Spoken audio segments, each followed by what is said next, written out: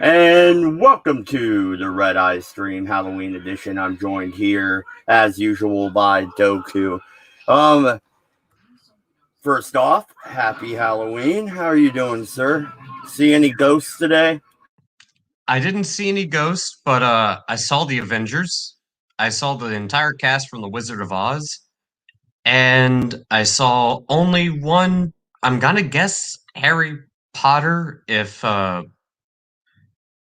wearing a button-up shirt and a tie and a scarf counts as a costume.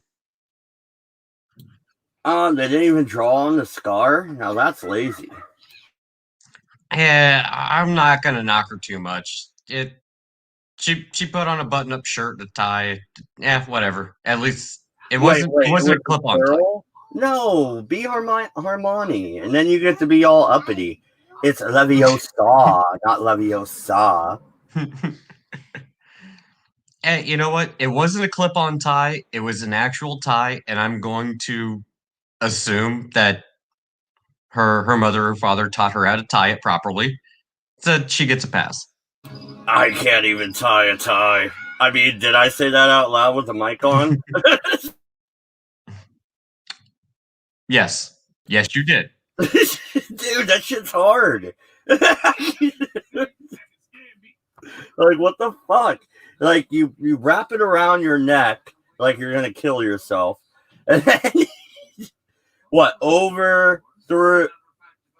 No, I don't even know. I can't even fake it to make it.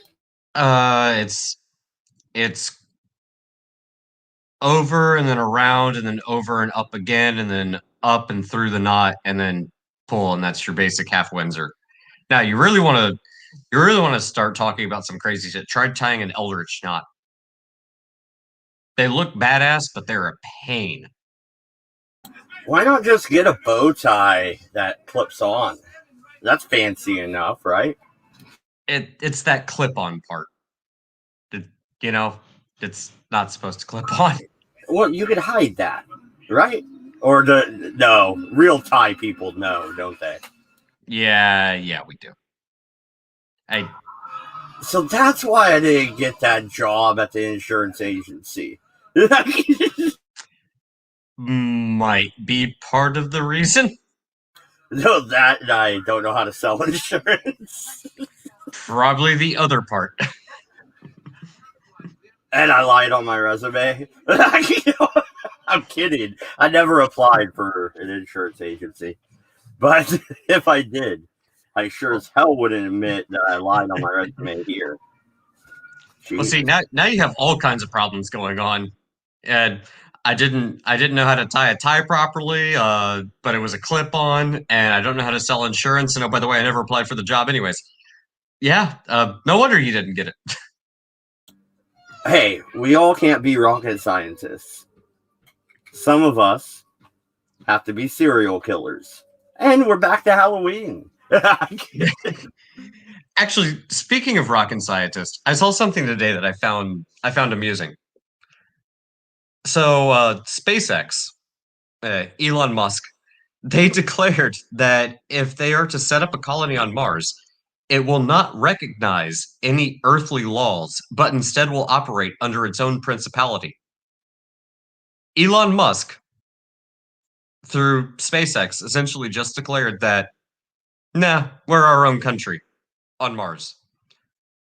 Welcome to sci-fi, ladies and gentlemen. Yeah, well, I mean, not necessarily. He has a point. There's no way that a government from Earth can claim territorial rights over Mars. So whoever gets there first and plants their flag, so to say, gets the red rock. I don't know. I think it fits more with whoever owns the colony, maritime law. But that's not the ocean in the sky, Doku. No, I gotta argue this one. Hang on. Last time I checked, they actually did have a global moratorium that no one can actually claim rights over anything that's outside the atmosphere. Yeah, we kind of scrapped that because Russia did. So the United States and Russia are in the ball game here, I think. Oh wow! When did Russia claim and what the hell did they claim? No, not that they claimed anything. They ripped up the treaty, so they can now go ahead and claim shit. Give that a few more minutes, like a couple more days. When Trump gets back in, fucking Putin and Trump are going to start talking again, and you'll find that that'll get rewritten. Well, And, here's my question about that. So I'm setting up a colony on Mars. I'm inside my little bubble, my little dome on the red planet. I think it's perfectly acceptable that everything inside that little bubble, that dome that I paid for, that's mine. Fuck you. Well, see, that's another thing that a lot of scientists are actually considering at the moment. Like, what is an off-world civilization going to be like? Especially if we're going to do interstellar travel and things like that. They're going to be completely different if they do ever return. They'll have their own law systems, they'll have their own governing systems, and it'll be completely different to us. So, what they're trying to consider is that that there'll be like area specific. So if a colony does start up on Mars, of course you're going to have rules about, like, say, just with safety, for example, like don't go outside without a spacesuit. I mean, if they do start getting an atmosphere and stuff like that, if there's radiation, right, well, you're going to have to consider that, and those will be brought into certain rules and things of that nature. And then coming back to Earth, they're going to have to be governing procedures because of less gravity and all this kind of stuff.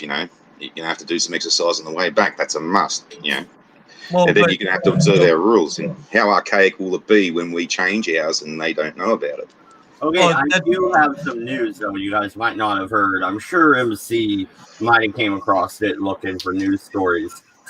They filled a spot at the Space Force temporarily, and it is the pretty much the defense guy for the Space Force.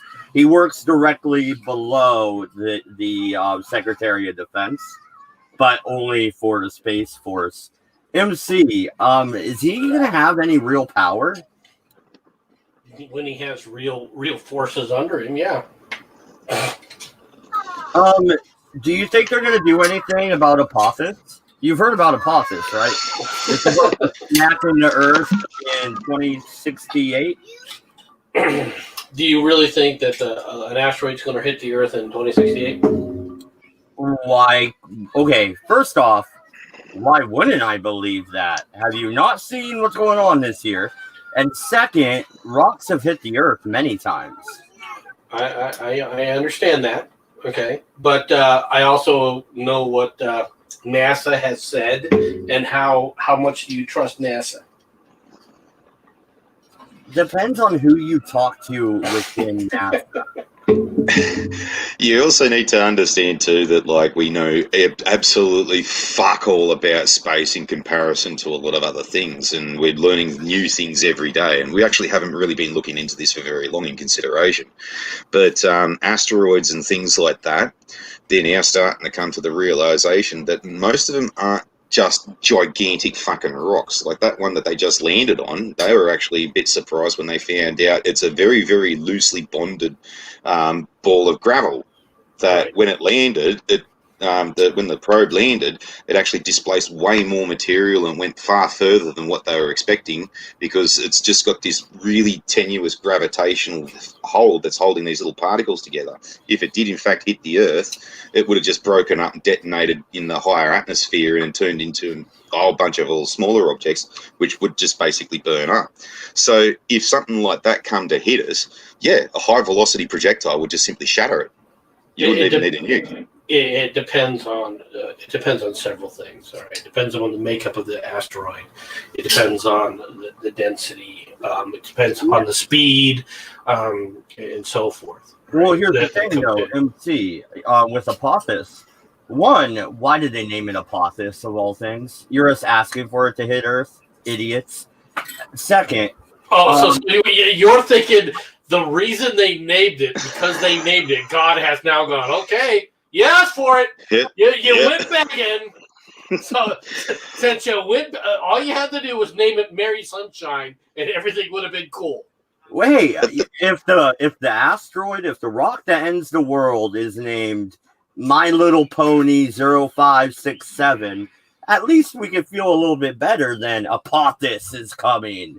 The My Little Pony rock is coming. Oh, well, okay. But then there's also the consideration too of Jupiter, and they do call it the Great Vacuum Cleaner for a reason, and they're starting to understand that like its gravitational pull, it does have enough power. It does suck up quite a bit of fucking debris and stuff like that, and has been protecting the inner solar system for a great many years. They estimate that a lot of the Kuiper Belt objects that would have slammed into the Earth actually have failed to do so because they got hit by they hit Jupiter instead, and several of the other gas giants. That is very true, but with Apophis, it is gaining speed from, I can't remember what they call the effect. I probably couldn't pronounce it even if I could remember. Slingshot effect. No, I can pronounce slingshot. Thank you very much.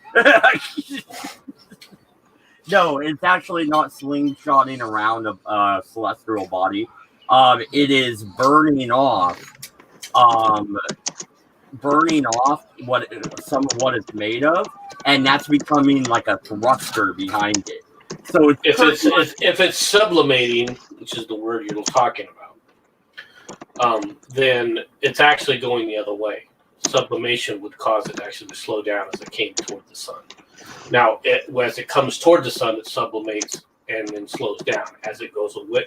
So it's not coming in at the same. It's actually acting as a brake as it comes in from the sun, or toward the sun rather.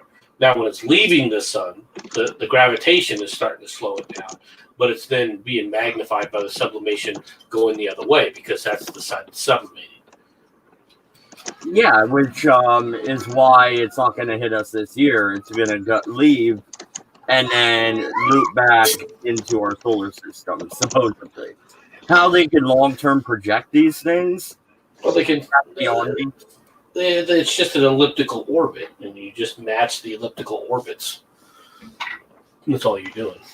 Yeah, but I mean, it made it through the outer belt, the inner belt.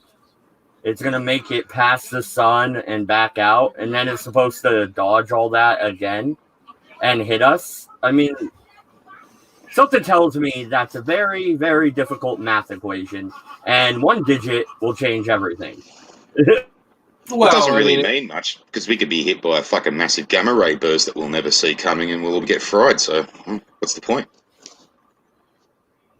Well, okay, yes. Theoretically, we could get hit with a gamma ray burst, right? I really don't think most people understand the effect of that. All right, the square, the inverse square law. All right, when dealing with that, whatever. All right, there are people that are saying they are concerned that a gamma ray burst could happen at a star that's getting ready to go supernova or nova, all right, which would release a gamma ray burst possibly in our direction, all right. But we don't know even enough about, to be quite frank, we don't even know enough about what a supernova does. Right. So there's also the thing about visible light too. Like there is so much shit that we actually can't see because we don't have the detection equipment yet, and we're only starting to see certain things with Hubble and stuff through different spectrums. Like, yes, if something does actually move faster than the speed of light, and logic dictates that fucking there is enough energy in the universe somewhere with like just the size of fucking some of the stars and whatnot, fucking that something could actually achieve faster than the speed of light. And if something's coming at us at faster than the speed of light, we will see it at Mars when it already hits us. Well, isn't that why warp theory actually could be obtainable? Because like a black hole will warp the space around it. Therefore, going from one point across to the other of the black hole would be a shorter distance than going than if the black hole wasn't affecting space around it, right? Theoretically, yes. But you have to get outside of the space time. What basically you're breaking is the space time continuum. All right. It's getting near the speed of light, and the theory just dictates you just square the fucking energy that you'd need. Well, if you can fold space, then it doesn't. The speed of light applies to the space-time continuum, and if you can warp the continuum, all right, and go outside of it, all right, theoretically you could punch a hole through the folds, and therefore you would essentially achieve faster than light speed. Well, that's the Star Trekky kind of stuff, but just using what we've actually got. Well, I saw that on. Sorry, Farty, but on the universe, it's Neil deGrasse Tyson actually explaining it, and he's like, he takes a piece of paper and he explains it like we're all idiots because it's History Channel, but he's like space folding. One point on the piece of paper to the other is a long distance.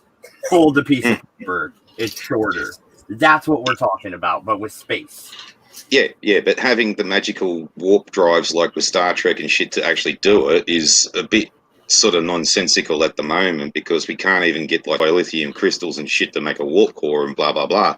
But like, this is where like ion engines are actually a bit more intriguing, because, well, they've got one that can actually produce a tiny bit of power. So we're once again on the gain side of the technology that we never used to have. And those engines can run for so long, and it's the acceleration per second aspect, which is the intriguing thing. If you can get it a bit more powerful, you're just increasing the amount that you're accelerating by. Eventually, if you had an ion engine with enough fuel, which is absolutely fucking possible with the technology that we got now, eventually it'll get fast enough to achieve or even go faster than the speed of light. But to do that, we've actually got to look into that a bit further, and everyone's saying that ion engines at the moment just aren't there yet. Well, the thing about that, though, is according to Einstein's equations, what will happen is as you approach the speed of light, you're going to create a major gravity distortion. However, they also did say that breaking the speed of sound would fucking shatter the universe and liquefy humans and all this kind of stuff. And when they had steam engines coming in, they said the human body couldn't withstand more than 20 miles an hour of force. Well, that's true, but we're a little bit more advanced than that, and we haven't been able to find all of the. We know that all the flaws when it comes to the theory of relativity, and even the special theory of relativity. Now, we do know that that there's obviously flaws in it, because it works great. All right, for macro systems, all right, but for micro systems, it breaks down. That has to do with the quantum effect. But anyway, let's not get into quantum entanglement. I tried to read that shit. Quantum theory. Oh, man. No, I'll pass. Oh, yeah. So do you understand quantum positioning? I understand that somehow I'm here, but I'm not.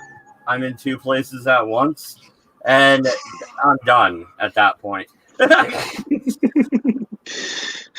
So you're only in kindergarten. Okay. Well, like I said, a lot of that has to do with in the microsystems. When you start going smaller and smaller in the description of what matter is, and that's where you start running into the quantum, the quantum nature of things. All right, but but that becomes a problem, because how do you describe something from a quantum state and then match it up with what you're seeing visually, and that's where physics is breaking down. It's actually easier to see it once it's explained to you than actually trying to explain it and make somebody else understand it. Yeah, but that's not really the thing, right? Because they say that spooky mechanics, right? So these neutrons and stuff are doing shit while we're not looking, like they're disappearing and reappearing somewhere else. But once we look and observe them, they're acting normally. Okay, how can you prove it then? Because by scientific theory, you have to prove that that's happening. But if you observe it, it doesn't happen. Well, the double slit experiment. The fact of observation, okay, becomes problematic. All right, because we need energy to observe, and any energy that enters the system changes the system immediately. Mm-hmm. So how do you observe something without adding energy to the system becomes problematic. The only way to do that would be to step outside the dimensions as we know them today to observe it from a different dimension.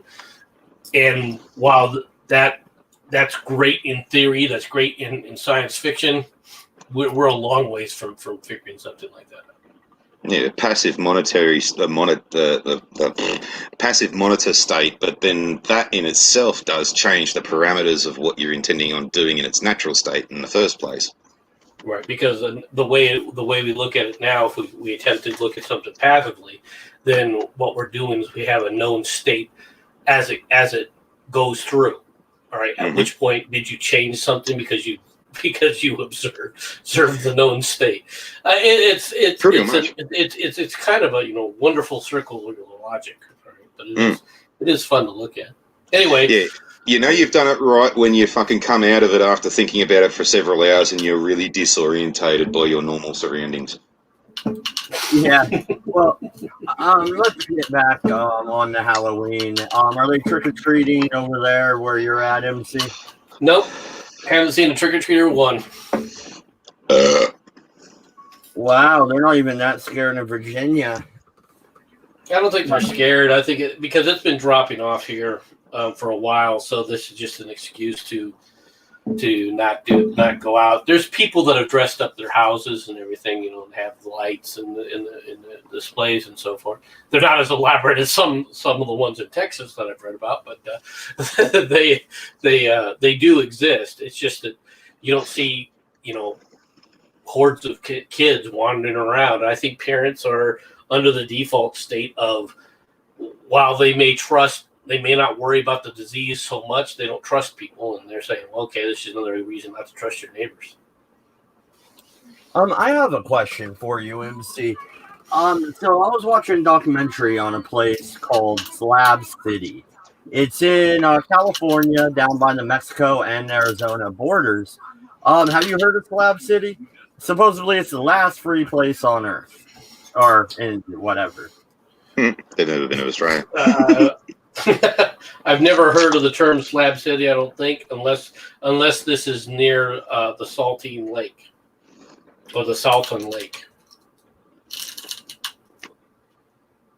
Is it near the lake? Or the Salton Sea? Just a second, I'm pulling something up for you. Can they say fuck on national television? It is the Salton Sea, yeah. Yeah, then I know what it is. Yeah, I have to go to my brother's wedding down in Louisiana. I was thinking about taking a southern route anyway, so I don't have to cross the Cascades and shit. I was thinking about stopping here and doing a YouTube video. I don't know, it might be entertaining. What's the bit some cunt gives you bullshit about? My privacy, don't phone me! Well, they're all hippies. Look at this shit.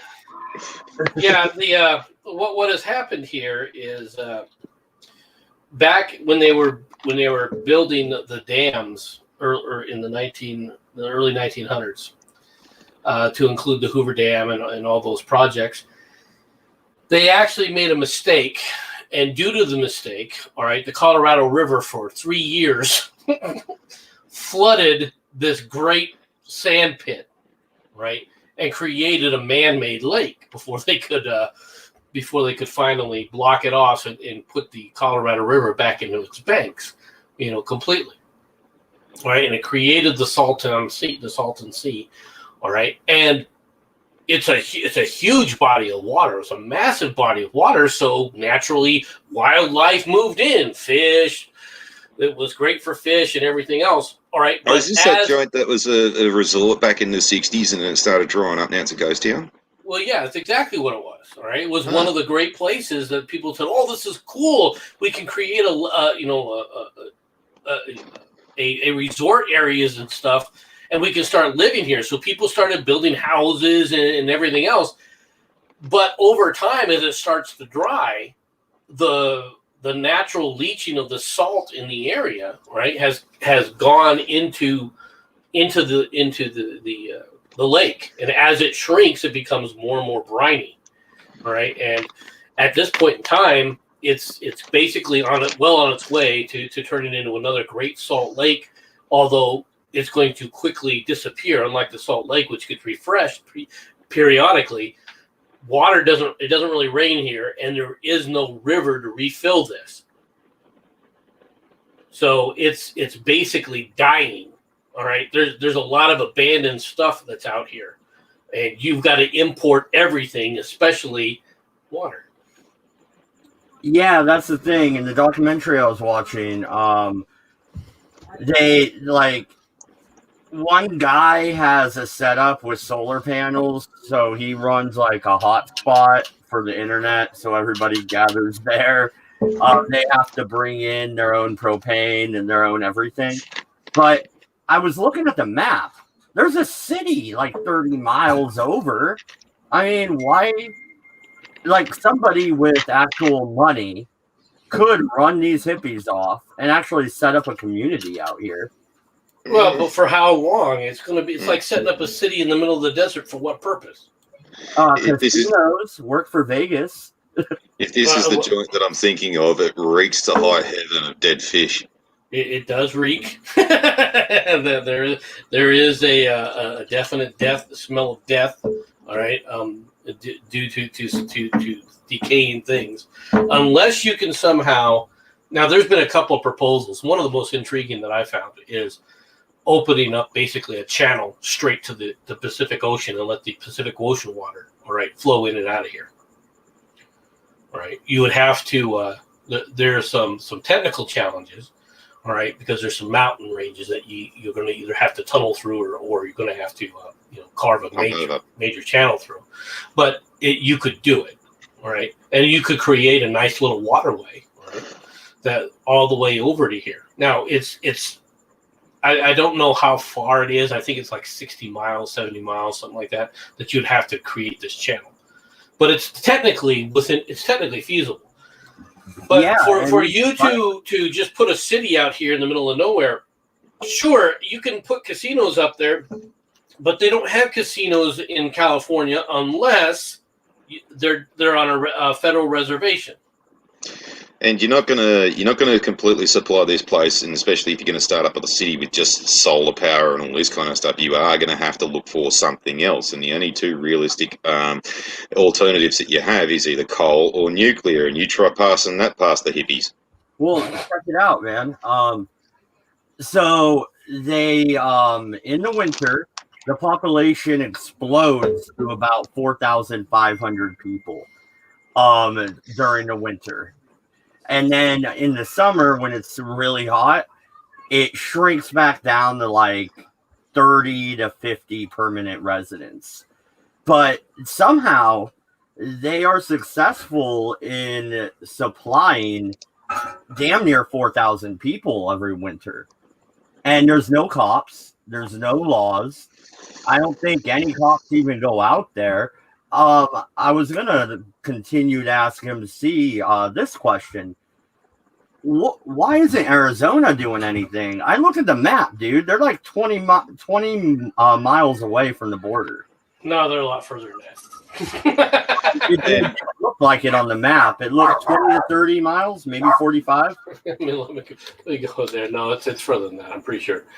And also, too, though, it is like Southern California, isn't it? Like during the wintertime, it's not like it's going to be freezing cold and people have to, heat themselves and shit. It'll be pleasant. It gets pretty cold. I lived in Apple Valley and it snowed, and that's desert. It's right out there by San Bernardino County, out by Death Valley. Snows here and it's pretty pleasant. Yeah, it's about at the nearest park spot. It is about 35, 40 miles. See, I know how to read a map. But it's about the same to the coast of the Pacific coast. Right? If you go straight. So quite frankly, if you're going to do something like this, you'd have to really push it. It is below, if I'm not mistaken, I believe it is below sea level. So this would work if you build a canal system. Or you could just divert the rest of the Colorado River and tell Mexico that they just have to suck it up.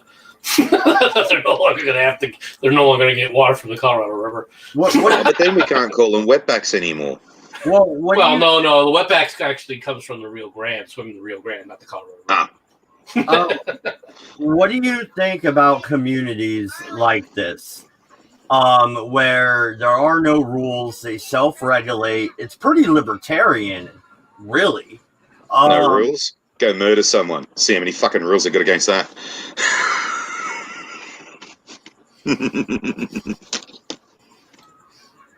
I don't think there's a murder rate out there, so nobody's killing each other. How would you know? That we know of, yeah. But Oz did say, I bet there's more meth than water being imported. I did notice on that documentary that they were running some tweakers out of there. So you do have druggies going into this. Do you even call it a community? I mean, it's like a group of RVs. Commune. I think that's what the hippies like to be called, commune. Yeah, it's a commune. You can look at it from that standpoint. Well, what do you think about an unincorporated community like this? Is it feasible? They've been there for years. So 30 or 40 people have been in an area for years. Well, it explodes every year. No. You can't sit up there and say that the people who don't live there year round live there. Okay, that's fair, but that's like saying the Oregon coast, oh, so your city only has 1,500 people. Why is it so big? Because every summer it explodes. Then it doesn't have 1,500 people. That's like saying that Las Vegas, when it was that has 5 million people, when 4 million of them are actually only there for gambling and go on at any point in time. You got to count them by permanent residence. So from a permanent residency standpoint, right? It's a stopway point. It might have a little bit of appeal from the perspective of tourism, but that's going to be it. Unless you can figure out a way to replenish the sea, it's eventually just going to turn into a freaking sand pit, and you might as well then just compare it to the Great Salt Lake, or even worse, right? The Mojave Desert. Okay. What if you took this idea and you did it somewhere more feasible? Like, I don't know, the Cascade Mountains, where you have plenty of rainfall, you can collect rainwater. You could also set up solar or wind, and you would have access to basic plumbing and shit if you actually had the money. Okay, and then what? Set up an unincorporated community and regulate yourself. Talk about self-regulation here, MC. Communes have regulated themselves for years. Yeah, there's two conditions, right? The first one, if they don't want anything to do with the outside world, that's fine, under the proviso that they don't fucking have a say in what the outside world does. Secondly, it'll become Tasmania, where there's only so many people you can fuck on an island before you end up rooting your sister.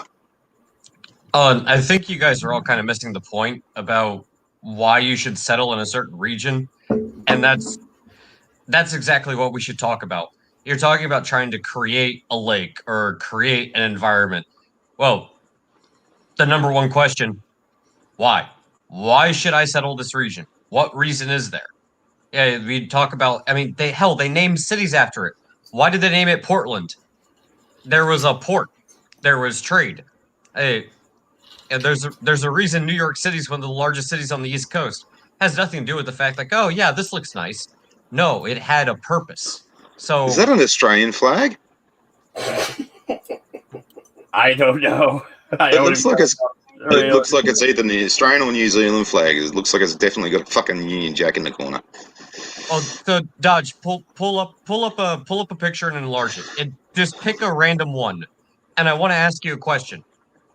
Why would you want to permanently settle in this area? what is there some type of gold? Is there gold? Is there silver? Is there a waterway?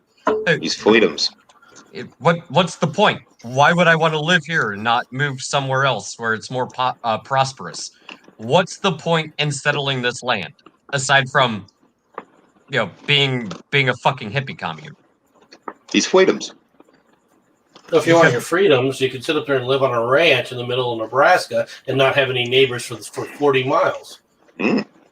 I mean, the problem with communes like this, though, is that there are people like Dodge who would love to live there, and then the next thing you know, you got an actual permanent population of 4,000 people that'll end up growing, and then people have differing opinions, so then you do have to introduce rules and laws and people to enforce them. That's exactly what happens. Now you have a city. Once you have a situation where you have more than 100 permanent people, okay, what happens in these communes is the communes begin to break down, or they become absolutely totalitarian. There are a number of communes still in the United States. People don't know this. But in those commune areas, all right, the intolerance levels are so high, they're absolutely unbelievable. For example, they don't tolerate any kind of hard drug use whatsoever. They will literally, physically pick you up and throw you out of the commune if they catch somebody, all right, either distributing or in possession of things like heroin or something like that. Yeah, that's what in the documentary, the first 5 minutes they're throwing tweakers out. I told you that. Yeah, that's exactly right. So the idea that there's these great self-regulating things, sure. And what happens when somebody goes, well, wait a minute, I want to do what you're telling me I can't do. I'm going to go get big brother government to come in here and step on you because I have rights. And kicking out tweakers, they've just enforced a rule there. Well, yeah, or what if, I won the lottery and I decided to be a dick. I go out there and go, yeah, I just bought all this land. Get the fuck out. Well, I don't know how much of it. I don't know who owns this, by the way. Hey, Dodge, you're thinking about it in a much more difficult way. Honestly, go out into the middle of the desert if you want to form a commune or something like that. Go out into the middle of the desert and start digging holes. As soon as you find an aquifer, as soon as you find a well, buy that land. Hey, now I have the most precious resource that the desert can provide, water. All right, this is mine. Now, if you want to live here, I'm going to buy the land around it. I'll sell it off to someone. That's how cities start, especially in the middle of something like a desert, because now you own a precious commodity. There's a reason to settle there. Not because of the laws and the way the community is, but because you have a resource to offer in the middle of an area that doesn't have that resource. In this instance, it would be water. There are plenty of areas you could attempt to do this in. You wouldn't have to necessarily do it in the Saltine Sea. You could, like you said, do it in the Cascades. You could do it in the Sierra Nevadas. There's areas that you can do it in. There's areas in the Rocky Mountains you could do it in. Hell, Kaczynski did it in frickin' the wilderness up in Michigan, I think. All right, so you have areas if you want to get away from it all. The thing is, though, if you're going to set up a community, a self-regulating community, there's nothing wrong with it, but just understand that what will happen is the rules will be far more totalitarian than you'll find in New York or in other places, and it will be socially implemented, not necessarily from a law standpoint or from a state standpoint. It'll be done by the society itself. Will create its own mores and rules. Oh, and that's actually a good point, MC, and I'm glad you bring that up because this is the example I always use with these idiots who try to espouse communism. Like, it'll be a perfect world. No, it's not, because you're ignoring human nature. Because when you have a larger community, like say New York City, I'm gonna say the thing that leftists hate: diversity of thought.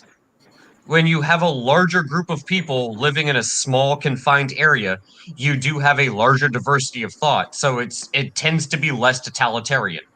So when you have a smaller group of people living in the same area, it tends to be more totalitarian because everybody tends to think the same way. If and if you have 10 people living in one area, first off, you have to give them incentive. There has to be a reason for these people to live there. So first off, like, let's say you're gathered around a lake, and the lake has this much fish. You're only allowed to have this much fish. Everybody else, you have to go hunt. That's what you have to do. And if you don't, and if you break the rules, guess what? You're out. Boom. Go fend on yourself. You're a threat to the community because there's only so many fish in the lake. When you start expanding and now it becomes 20 people, it becomes a little less totalitarian. 100 people, a little less totalitarian. Then you end up with 1,000, 2,000 people. Obviously, it's going to expand. It becomes less totalitarian because there are more people, but also as there become more people living in this same area focused around these resources, there's different things people do. This guy starts a garden, this guy fishes, this guy goes and hunts. Yep. And so it becomes less and less totalitarian and more democratic. And as you grow that society to a larger degree, then it becomes more styled like a republic, like how we have in the United States, where the fisherman can say this, the farmer says this, and the guy sitting on his ass smoking the fish says that. Now you have a fucking republic, not a direct democracy. That's the type of society we have now. But these idiots who talk about direct democracy or communism, they don't fucking understand that. I think you're missing the point, though. These guys aren't communists. No, they're totalitarians. Yeah, there's a difference. Okay, I posted this months ago. It was a Whitest Kids You Know sketch, and it was like after, the anarchy had risen and all this kind of stuff, and they're sitting around in a group going, oh, yeah, down with the fucking plot, and, fucking down with the anarchy, yeah. And then one guy sticks his hand up and says, by the way, I'm so-and-so, I work at the nuclear facility. We're going to have to keep an eye on that. And then, basically, everyone looks to this one guy and says, oh, well, okay, can you do that for us, since you know how to do it? So, yeah, but I got a group of guys there, and, we're going to need food and stuff. And so, all right, we'll get Farmer Joe to make a little bit extra food for you. And then, okay, so how do we know who's going to be working at the nuclear plant?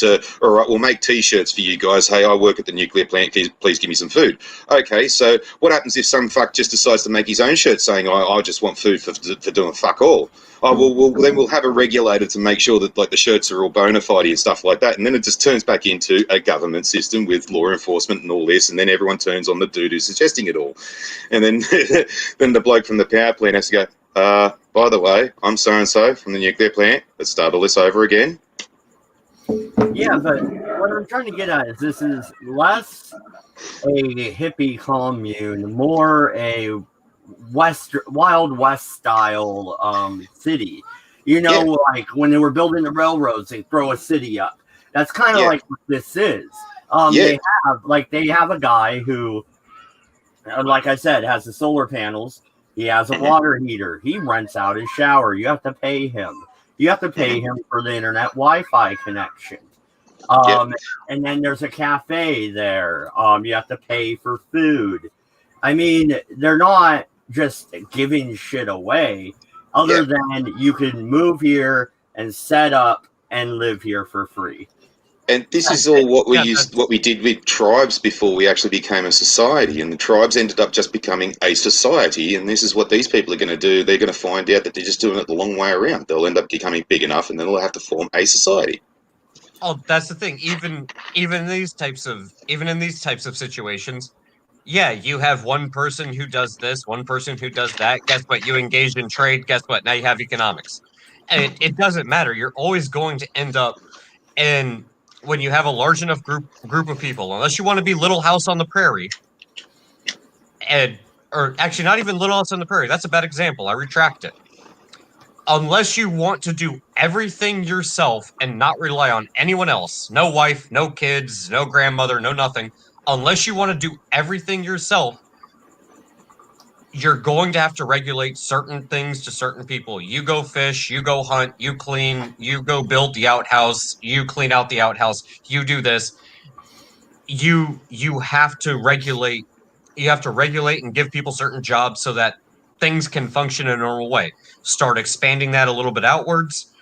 Well, now you have more people doing more things, and expand that out a little bit more. Well, everybody has to do their job, but then now you have rules. You can't have somebody go and just kill the guy who's the farmer. because now somebody else has to take his place. Oh, by the way, now you have to jail the person who just killed the farmer. Well, now you need law enforcement. All right, well, now you need law enforcement, you need a jail, you need someone to watch the guy who killed the farmer. Now you need to find a new farmer. This is how someone to teach the next generation coming up. So you need a teacher, or you need schooling. You need regulated schooling. What are we going to teach him? Like actual proper things that they'll learn and need in the future, or are we just going to teach them whatever we think of? Okay, Okay, next point. Chill. Next point. They have kids here. Yeah. Okay. Okay. No health facilities, no school facilities, limited Wi-Fi, so online learning would be quite difficult. Is this a good idea? Not really. Okay, see, I was talking about the pros, now I'm going to the cons of this place. Well, so I'll touch on that. Is it a good idea? Considering the fact that we live in a society, if your only goal is just survival and keeping the community going, yeah, sure, that's fine. I'll teach you how to plant. I'll homeschool you. This is how you grow food. This is how you skin a deer. This is how you tan the leather. This is how you make clothes. This is how you sew. Hey, this flower makes this color. Yeah, you could do that. And maybe slowly over time, your society will advance. But considering the fact we already live in an area where we know how to make nuclear fucking bombs, you're starting over from the Stone Age. So, could you do it? Yes. Would it work? Yes. Is it smart? Debatable. But would you want to? Because guess what? All it's going to take is somebody to come in there with a truck and a fucking machine gun and be like, yeah, no, this is mine now. This is what the idiots that espouse communism don't understand. You're regressing by putting. I get it. You want your freedom, all this and that. Yeah, but keep going back to communism. They're not communists. But they might as well be. They might as well be. No, you got to call a spade a spade. A queen of hearts is a queen of hearts. But Dojo did bring up one very good point, which is something that we learnt thousands upon thousands of years ago when we were tribes of small groups of individuals that were getting attacked by other tribes and stuff seeking to take our shit, is that, okay, now we have to form a militia or an army. And as the population grows, you need more people to protect those people. And as other populations grow, you need to protect from other people and all this kind of stuff, unless you can merge your tribe with others and then you lose your identity. But you then gain more people, which means that their ideals now filter into yours. So now you're not who you were before. And then you become a society. Again, the point here is the society is going to grow to a degree where there is going to be regulation of jobs. There is going to be certain jobs. There will be a structure put in place. It's not going to be everyone just running around doing whatever the fuck they want. Because guess what? If the farmer just decides one day, fuck it, I don't want to grow corn. I'm going to grow potatoes. And if he fucks up, well, guess what? The whole village fucking starves. Bitch, yeah. You had one job. Yeah, that's fair, but you keep referring to them as communists, when in reality, they're more an unregulated free economic zone. No, they're not regulating anything. No, they're setting their own prices. There's no minimum wage. Farty and Dodge, I'm gonna give you pushback on here because this is the reason I call them communists, and even the communists won't fucking understand why I call them communists.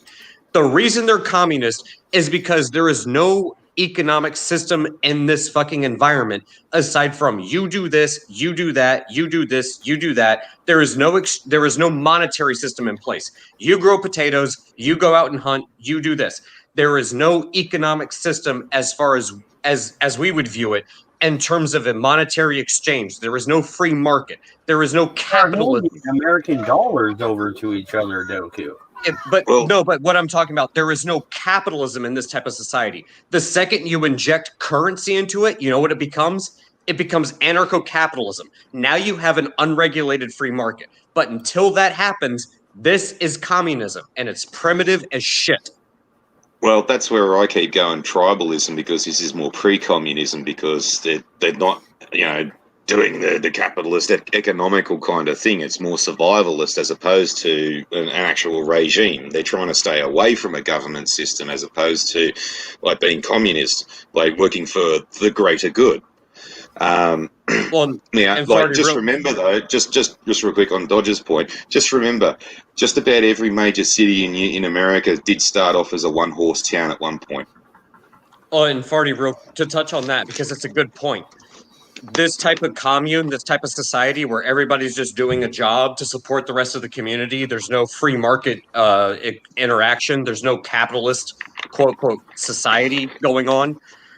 The second someone becomes chieftain, now you suddenly go from communism to totalitarianism. That's how thin the line is.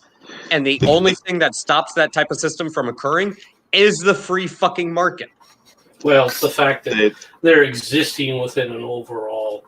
They're not exist. First of all, this is not a community that's self-sustaining. Understand this. There is nothing that this produces. They don't live there year-round off of the production that they get from Slab City. The reason they're able to do this is due to outside pumping monetary things into this. There are no mines. There are no production facilities. All right. They pay for, they travel, they pay for things, and then they come back. You can say that there's an exchange via tourism and art if you want, as an artist community or an artwork community, and say that the art is what's produced there if you want. But the reality is that it exists from the outside. Without outside intervention, this area ceases to exist as a human habitable place.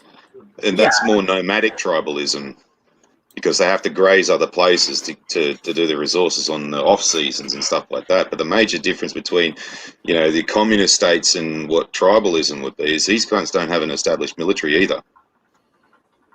No, in fact, they rely upon the state to come in there and regulate and actually get rid of the quote unquote as Matt said, tweakers. Oh, that was my point about like all it takes is 5 or 6 guys to walk in there with a gun and be like, yeah, this is ours now. Well, yeah, they actually removed the tweakers themselves, but I'm sure they would have called the cops if need be. They did call the cops. They did call the police. The documentary can say what it wants. I can tell you that they did call the state police, because this is technically state land.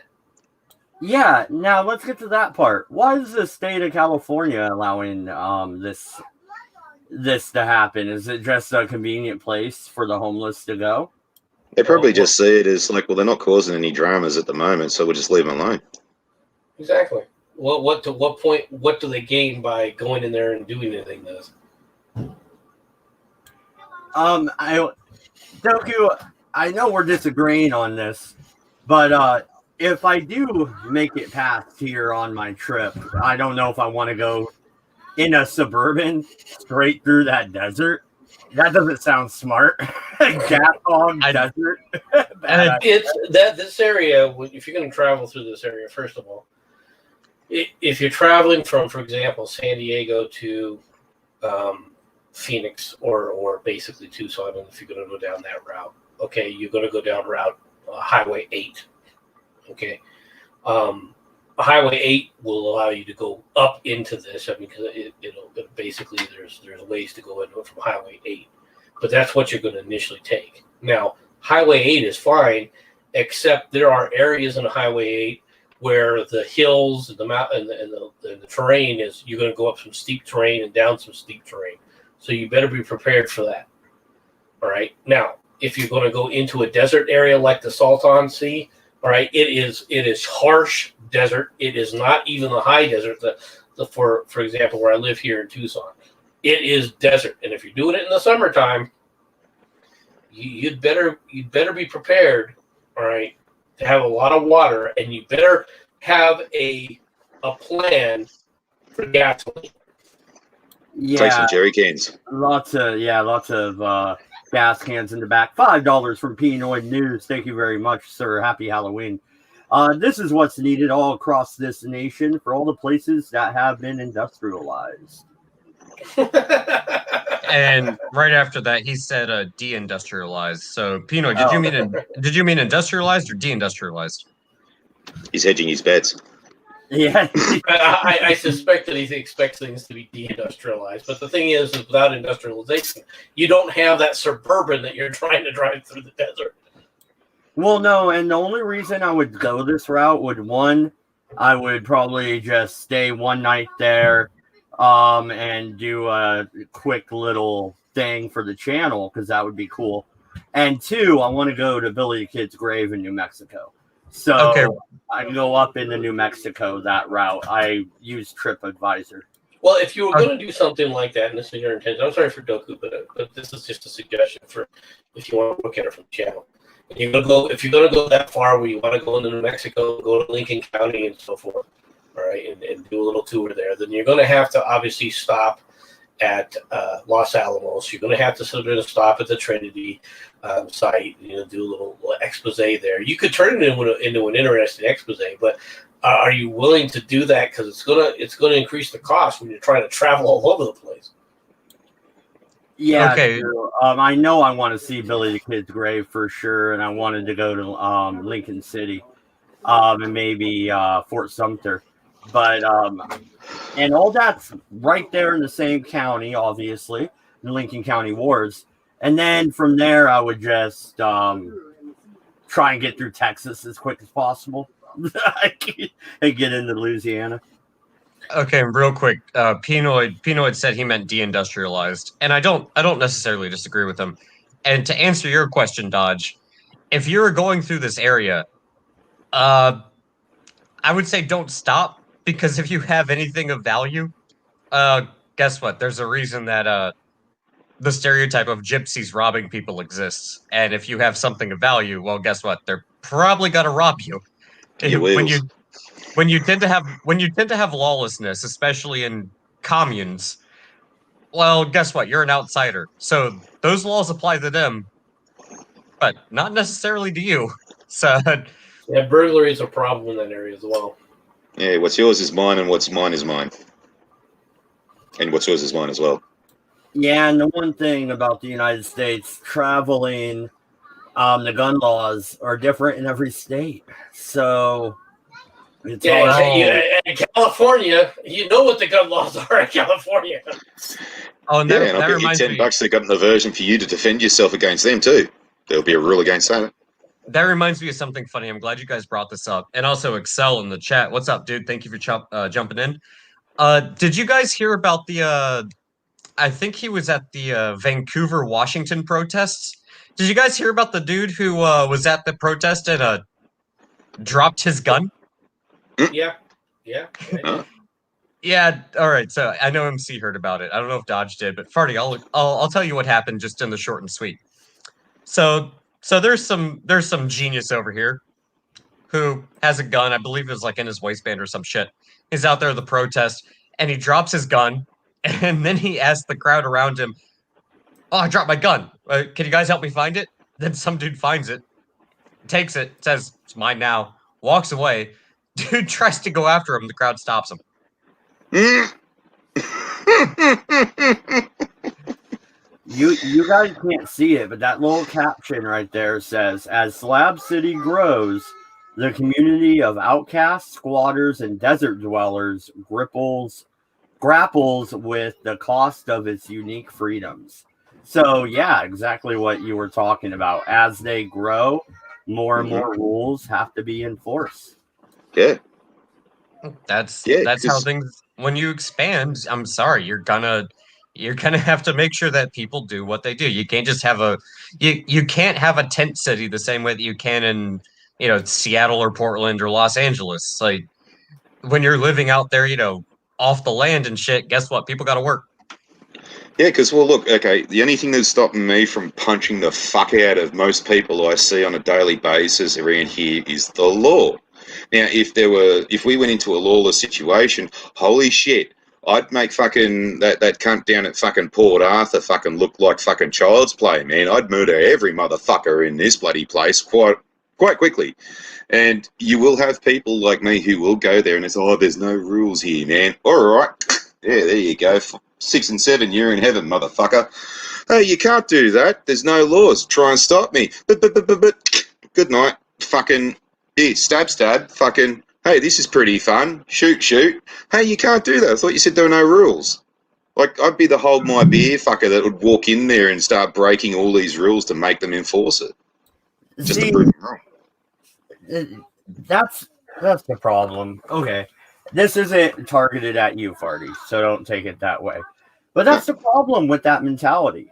Okay? Because it's one dickhead that does exactly what you said that ruins a good thing for fucking everybody. Like 100 people could fucking be fine, and then you get one fucking biker on a bad fucking meth binge, and it's all fucked up. Yep.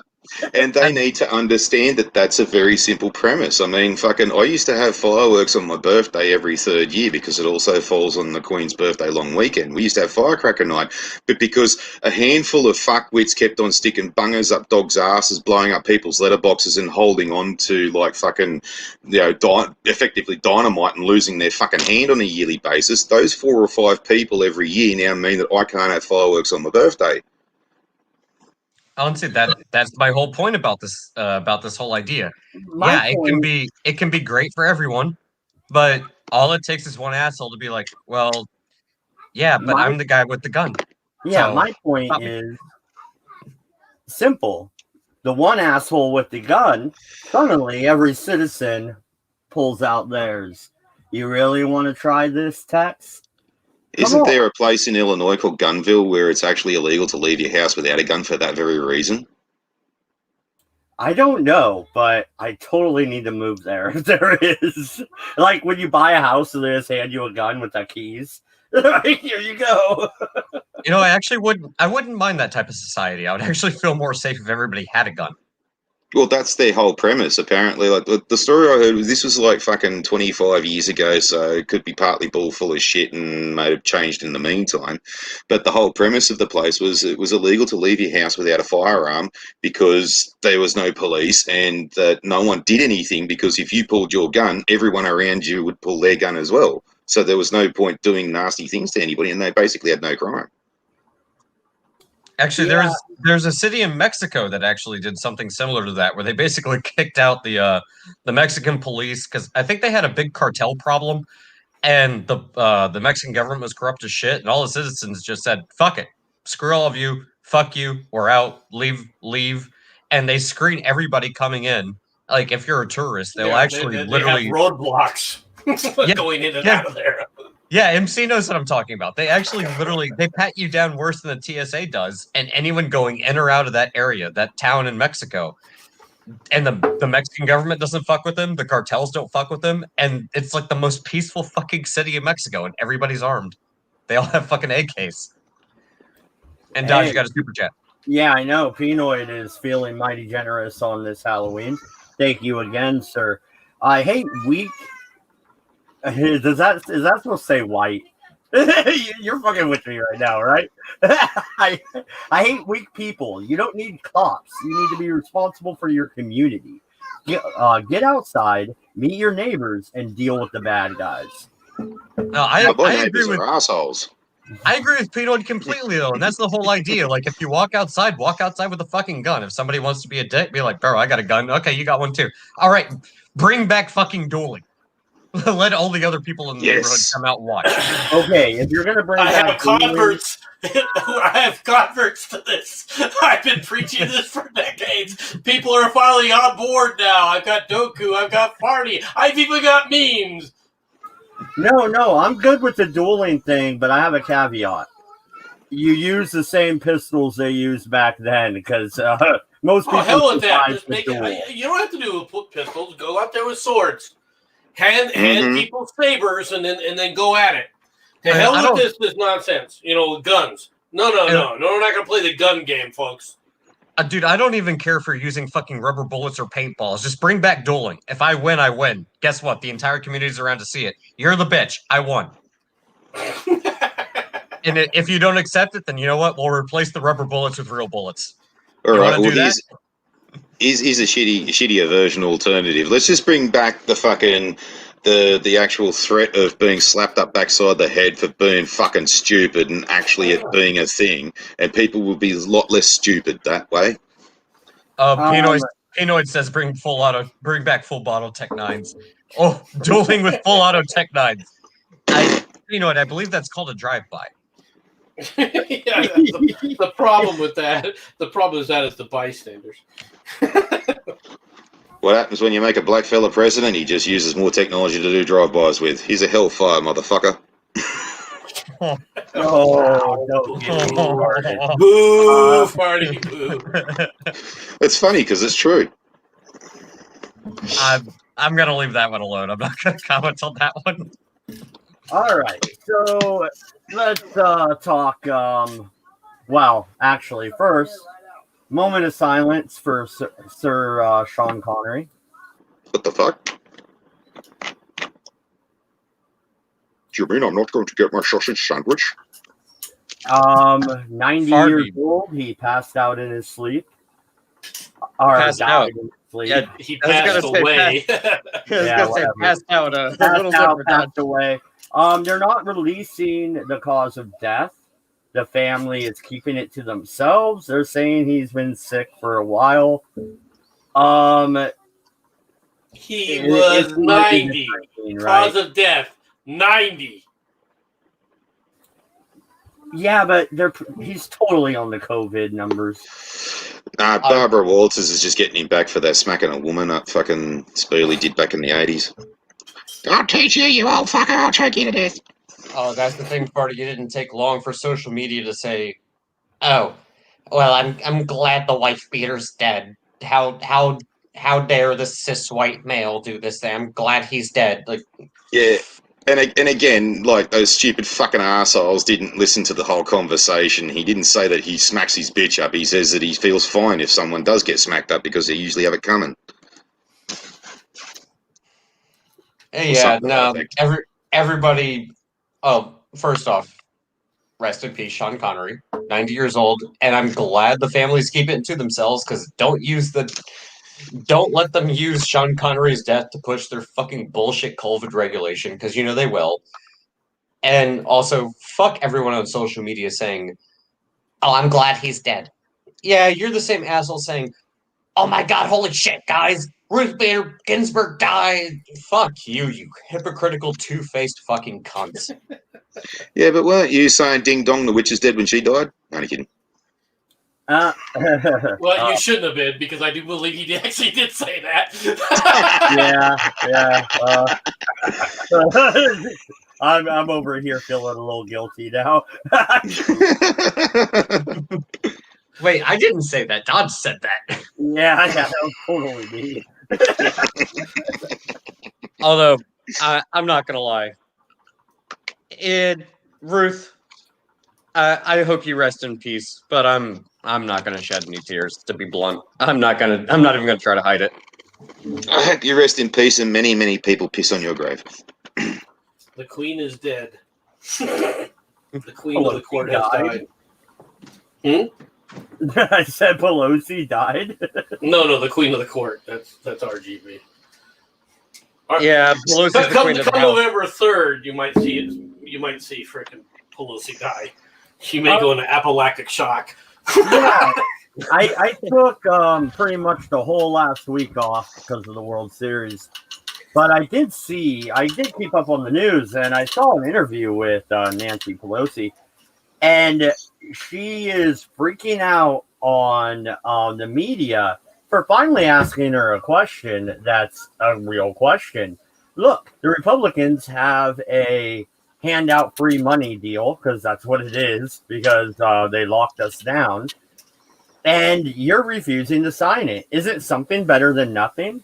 How can you go back to your constituents who are locked in their houses, who can't run their jobs, look at them and say, politics? You know, how can you do that? And then she's literally shaking like she hasn't had a drink. And then she starts to hold herself, and she's just like, what? Why don't you ask that of the Republicans? Why won't they take our deal? She was She was shaken like shit because she was trying to stop herself from saying quite easily, "Thank you." Well, here's the thing, though, because he's asking her, why are you choosing politics over the people? And she comes back with a political argument. Is she losing her mind? You just figured that out? You obviously missed the big news from what Nancy was saying this time. She goes, regardless of whether or not Trump wins, she said this, whether or not Trump wins on November 3rd or not, we're going to sit up there and make sure that Biden is installed as president come January 20th. Oh, well, she's a communist cocksucker, and well, thanks for admitting that, Nancy. All right, and this is what I think I really had. You know, I go back and forth when you watch the news, right? Because the news is so slanted, all right, that Trump is losing, Trump is down in all these states, and Trump's losing all these states. Well, today, a little bit of truth gleaned through. Now, up until recently in Iowa, okay, they were all saying that it's tight in Iowa, that it's neck and neck. The Des Moines Register, which is a left-wing newspaper that only ever, all right, sits up there and shills for the Democrats, only ever endorses the Democrat, regardless who the Democrat is, came out and admitted today that Trump is up in the state by over Biden by 7%. Okay? You don't just do that in a week. You don't go from, well, we're tight, and then, okay, well, Trump's up 7% in a week. They've been giving the people a snow job for a long time, but now when the nut-cracking time comes in, the paper wants to try and keep its, you know, at least make it look like it's not telling people false news and try and keep some kind of credibility. But that isn't going to happen with any of the rest of the national press, and you can see it building. I have a feeling on November 3rd. Now, I could be wrong, but I have a feeling on November 3rd, the Democrats are absolutely going to get crushed, and the screeching this time will be 10 times what it was in 2016.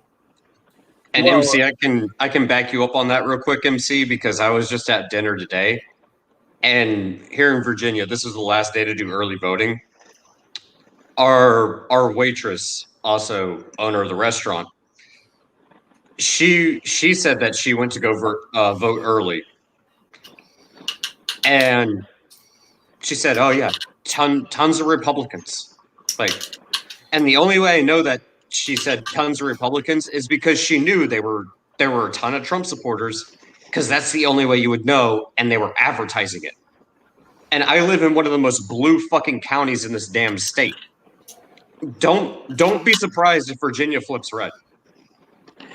Well, here's a little point about, like, you know, the bullshit thing about fucking the shit with China being just propaganda to take your minds off the fucking election and all this kind of stuff.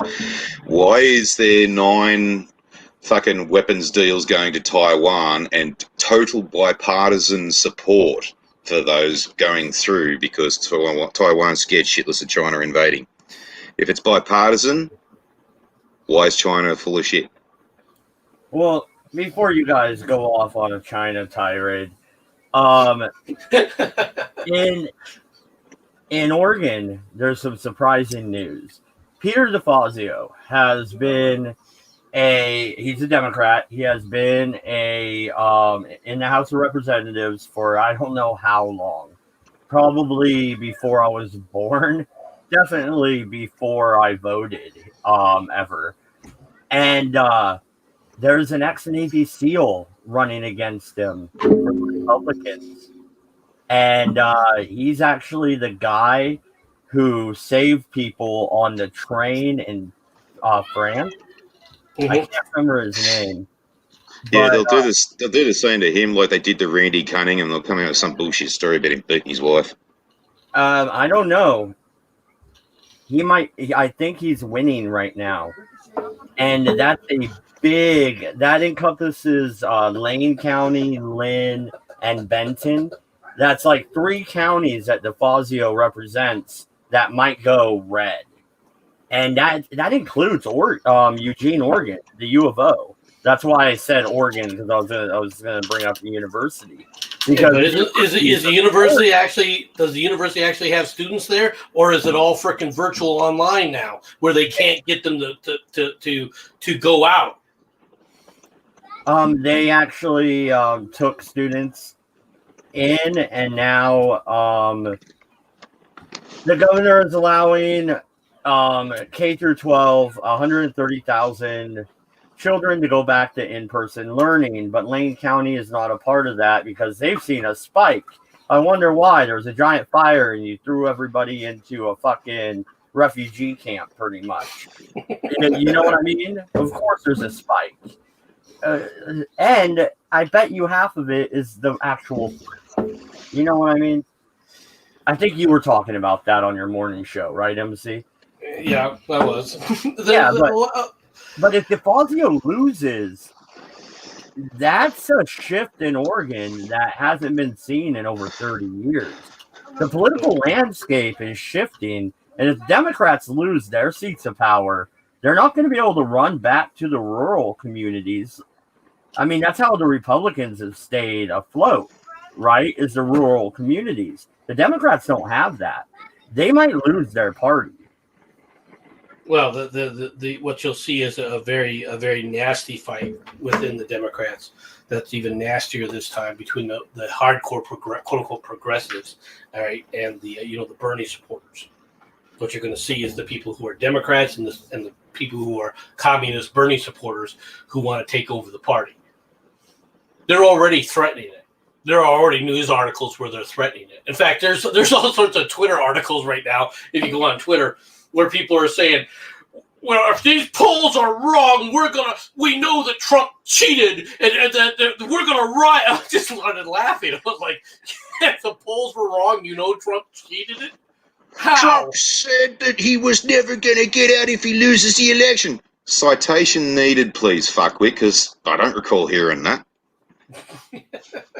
We're going to send in the army to get him out. No, you're fucking not. Well, aren't these the same idiots who are like, oh, Trump is losing. Trump is losing in the polls. The early voting, it's favoring the Democrats. Biden's ahead. Now all of a sudden they're fucking losing Florida. Florida might as well already be red. You might as well already fucking call it. Yeah, they were touting the Democrats, because the Democrats turn out in. The thing is, I would caution everybody about this, though, is this. This election isn't like any other election you've ever seen in America, all right? To say, well, the early voting is always Democrats or this. Yeah, that isn't going to happen this time simply because of the lay of the land in the situation with COVID-19. Yes, having Trump there is a part of this. Don't get me wrong. But it's all of this rolled into one. Now, what they greatly fear, what the Democrats are terrified of, is they are not pulling in the numbers percentage-wise that they were expecting, all right, in these heavy Democrat districts. And the idea that they can do, we can change things to do the get out the vote campaigns. You can't do that when you've been telling people, oh, don't go visit places. You got to stay on lockdown. Make sure you wear a mask. You got to understand something. People are already reluctant when other people come over there and knock on their doors. Now when somebody comes over and knocks on your door with a mask, there are a lot of people who are like, no, you stay out there. Okay, they're not going to listen to that shit. All right. The stakes are much higher this time too, because what's going to happen afterwards really dictates the face of the fucking world going forwards. We really do not want fucking Biden there because he'll fuck everything. Well, it won't even be him. I saw a clip. I don't remember who put it out. Oh, I tagged you. Huh? Oh, did you? Is it what you tagged me in? I tagged you. Yeah.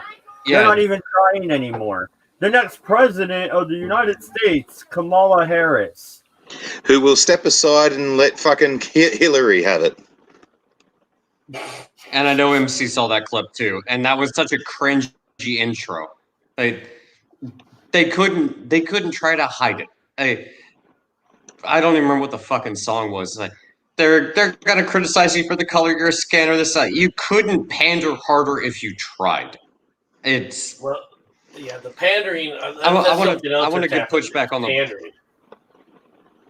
Go ahead. I just wanted to say that. I want to give pushback on the poll. Oh yeah, no, and I know you saw that, MC, because I saw you drop a like. But I want to give pushback on the polls, especially like the Fox News, CNN polls that are all saying Biden's ahead by this, Biden's ahead by that. Fuck your polls. They were wrong in 2016. They'll be wrong again. And I say that with confidence for this reason. I can look at the size of Trump rallies. I can look at the size of Biden rallies. I can look at the enthusiasm with the Trump base versus the Biden base. I can look at how the Bernie bros are pissed. I can look at how there's support, a lot of enthusiastic support for Joe Jorgensen, not for Biden. I can look at how many non-registered voters are registering Republican. I can look at the walk-away campaign. I can look at the demographic breakdown of Trump supporters versus Biden supporters. I can look at the black vote and the Hispanic vote compared to what it was in 2016 versus what it is now. I can look at how many voters didn't vote in 2016 that are voting this time around. And I can look at who they're voting for because we've done polls for that too. I can look at how many fucking people who are Democrat registered voters that are attending Trump rallies. They're all in favor of fucking Trump.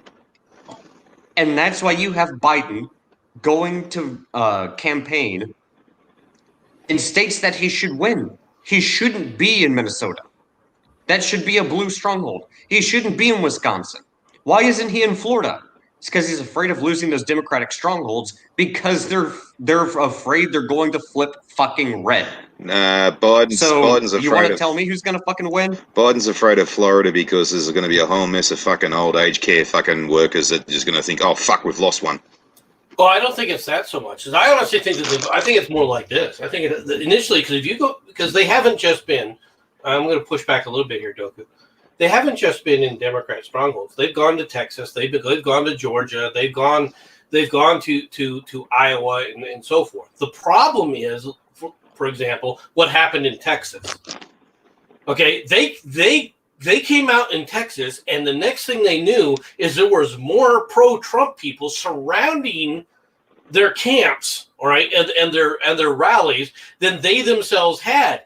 They've already been tweeting, all right, about chasing the Biden bus out of Texas, all right. Where I mean, I'm glad you. And Trump retweeted that. They were down in Georgia, and I believe it was Atlanta. I mean, I could be wrong, but I think it was Atlanta with Biden and with Barack Obama. And you listen to them talk about honk because they're going to do car rallies, right? Because they don't want to put people out of their cars. Honk if you support Joe. Honk if you support Joe. And you don't hear anybody honking. All you hear, all right, is their music playing in the background as he comes out, right? They do not have the enthusiasm behind him. Now, there are people who hate Trump. I can't deny that. And they have TDS. That's very true. They are deranged. But is that going to get them to vote? Is that going to get them out? I don't think so. Okay, just because they hate Trump doesn't mean they're going to vote. And MC, here's the thing also. Because I've been arguing with people underneath news articles, and they're all Democrats, as usual. And I don't think they're even arguing that Biden's going to win anymore. What they're saying is, I don't even recognize this country. You guys are a bunch of racists, and you're going to vote Trump back in. I think they're past the denial stage, and the fucking election hasn't happened yet. Well, all Americans need to know is that whoever Obama supports in anything, if he likes it, it's usually the wrong thing. Just take Key and Peele, for example. Those two are his favorite comedians. They've never been fucking funny. Oh, I want to touch on what MC was saying in regards to Texas and the Biden bus, where there's one dude's like, "Oh my God, they ambushed us," and one Trump supporter hit a Biden staffer's car. one of these idiots had the big brain idea to show a picture of what actually happened. And I'll go ahead and tag it on Twitter for you, MC, so you can see what I'm talking about. It shows a picture of a truck, a big truck, big wheels, pickup truck, driving down the road. It shows the Biden bus changing lanes, and the white SUV behind it is changing lanes, and it's crossed the fucking white lines and pushing against the fucking big ass, Trump flag pickup truck. And you can see in the other picture the fucking tire marks on the side of this white fucking SUV. And they're trying to claim the Trump supporter hit the Biden staffer's car. You tried to push your way into the lane. What the fuck are you guys on about? Yeah, I saw that. I did see that. And I just started laughing because I was like, okay, you're trying to push over into them, and it's like they're not having anything of it, right? And what's more is as they rubbed into, of course, these have the oversized. It's a pickup truck with oversized tires, so the tires stick out. So the fenders aren't even rubbing; they ran right into those tires. Okay, well, you can see on the. You can see on the side of the white SUV the actual round shapes of the fucking tires.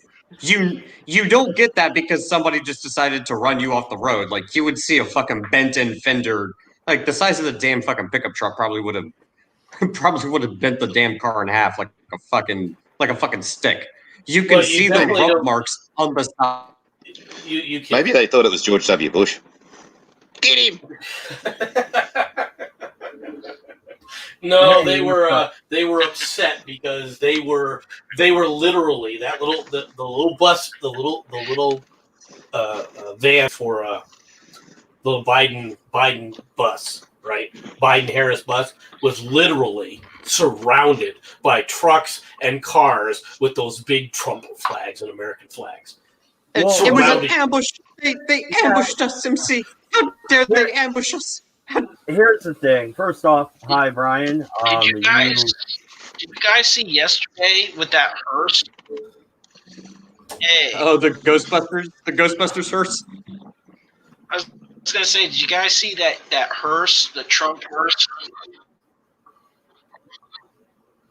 Yeah, follow the Biden bus. Oh no, Biden I didn't see bus that. kept running red lights just to get away from the Trump hearse.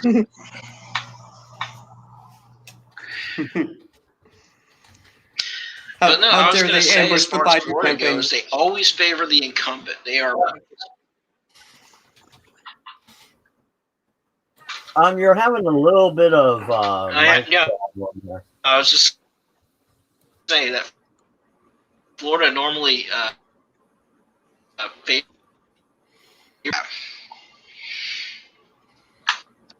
Don't know whether you can hear us, man, but you're having some really bad audio issues.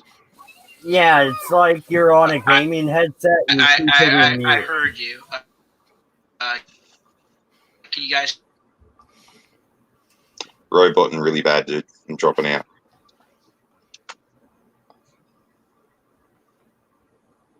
All right. Well, while Brian fixes his mic, here's the. I just think the political landscape is shifting. And the reason it's shifting isn't necessarily a whatever. Squirt words, right? Yeah, there you go. Of the Democrat ideas. It's more of they have no more loyalty to the Constitution, to the founding fathers. They're correcting history. They want to teach race studies as if everybody with a light skin tone is evil. I mean, the way it's going is quite ridiculous, and they're trying to fight a culture war that they can't win. We were a melting pot. Now they want to divide up the melting pot. Could it also be just a simple fact that if they do vote Biden, they'd be basically siding with a senile or pedophile, and that's just fucking abhorrent in any ways? No, because they don't believe that. Okay, Wizard of Oz, I thought, had a good head on his shoulders. He doesn't. He doesn't. Why did you think that? I don't know why I thought that, but the last 4 videos I've watched by him, I've wanted to do response videos. Seriously. He has been pissing me off because he's sitting there pointing the finger. He's pointing the finger at the right and saying that the Trump people are evil and they can't see through their own echo chamber. Dude, do you hear yourself right now? You're in your echo chamber yelling at mine. Fuck you. It's more than that. First of all, or go ahead, Doku.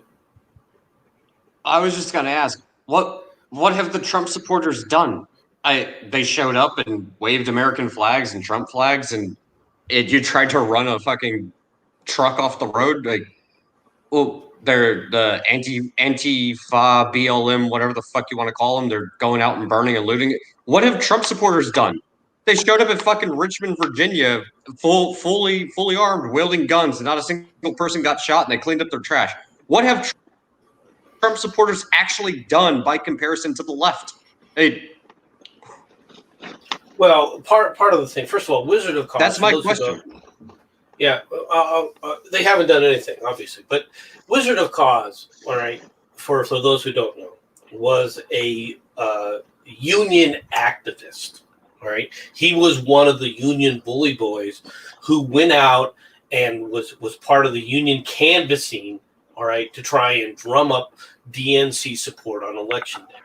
Okay, so the idea that when this whole nonsense, okay, of what do you call it, SJW nonsense got out of control. Well, he realized that they were out of control, but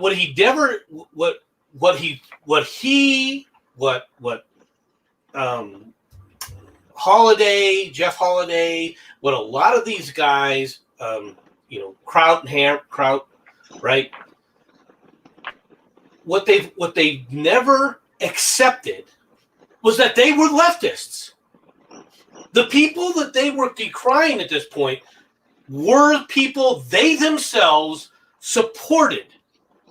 So now you have a situation where people like Wizard of Oz, he believes, even to this day, the New York Times, when the New York Times tells you something, he believes it. Even though what they've been doing has been proven to be false time and time again, he still believes and still trusts the New York Times. Well, they're better than Fox News. Well, they're better than Breitbart News. Really? Why? Why did you say that? Okay? The reason you say that is because they support your opinions. All right? That's the only reason that you're saying that. This was one of the things that irritated me about leftists from way back when they wanted to decry Fox News. Idiots like Sargon. Oh, Fox News is horrible. As in comparison to the other things. Really? Really, Sargon? No one ever took you to task with that. It's not saying that Fox News wasn't biased, all right? But the Fox News has always, and I'm going to say something that people aren't going to like, Fox News has always been less biased, all right, than CNN. They've been less biased than CBS, ABC, NBC, MSNBC.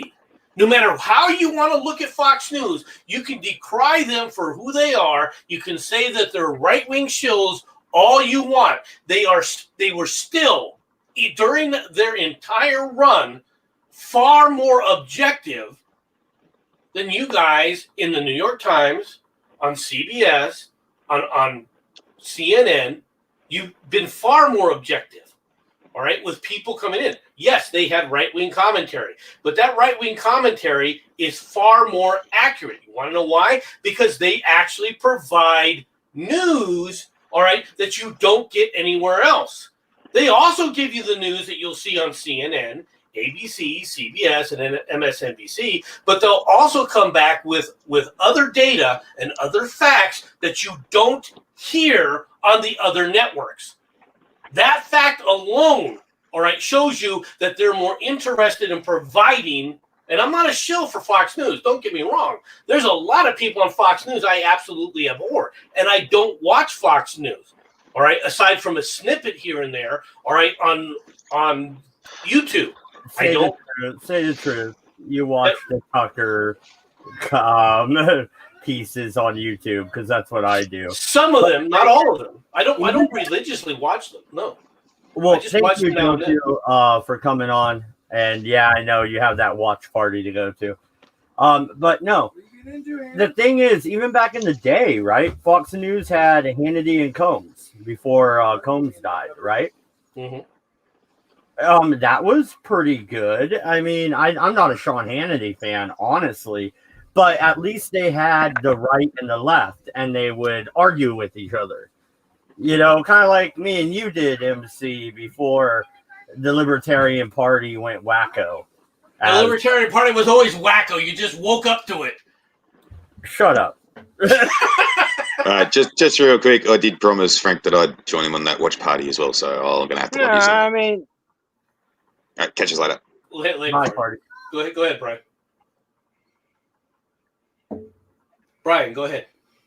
Well, no, I mean, I do remember when Fox News did. Yeah, can you hear me? Yep. Check. Check. Am I okay? No, I was going to say that. Yeah, I mean, I'm talking. Are you guys able to hear me? Yeah, we're able to hear you. Oh, he must have us muted. Yes, we can hear you. Can you hear us? Oh. No. I have you guys on. I can hear you guys. I can hear you guys just fine. Yeah, we can hear you. Go ahead then. But no. Yeah, I do remember the counterpoint with Hannity and Combs before he died. And he even went on out Joe. And now, unfortunately, Brian's breaking back up again. If you guys don't remember that.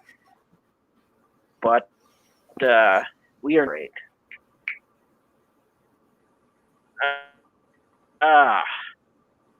Man, what the heck is wrong with this? I don't know, it's like every night at this time, it just whatever. It's the technology. But anyways, the Gremlin Fairy. No, I was gonna say that for like a state like Florida, they always favor the incumbent, no matter who's running in what party and what race. I mean, the only reason Rick Scott was able to get elected as senator is because he had the name recognition, but he was going up against an incumbent. Normally, in Florida, that doesn't happen. Normally, the incumbent wins. Now, Florida is one of those states where you can elect a Republican governor and a Democrat senator on the same election cycle. So I don't see Joe Biden winning Florida. It might be tight, but I don't see him winning. Well, what's Biden's stance on Cuba? That would explain a lot too, because the Florida. Oh, Cubans do not like Joe Biden right now because who he's palling around with smacks of communism. And you know, Miami doesn't matter, you know, where you came from, whatever. They typically vote Democrat anyway, as well as any big city. But once it comes to things like socialism, no, they still have parents and grandparents that have came to this country on a boat to escape that nonsense. And they're like, we do not want this here, period, end of story. That's probably true. That's more than likely true, Dave. I guarantee you that would be the case if he won. I'm more concerned right now about a possible civil war. I'm more concerned about the Democrats not accepting the results. And I don't mean the Antifa thugs, even though they're never going to accept it, whatever. I'm talking about Nancy Pelosi. I'm talking AOC. I'm talking about elected congressional Democrats and gubernatorial Democrats that are not going to accept these results, who may want to divide this country. And as far as, okay, we're going to have X amount of states secede from the union. Hey, man, you want to let Brian know how that turned out the last time?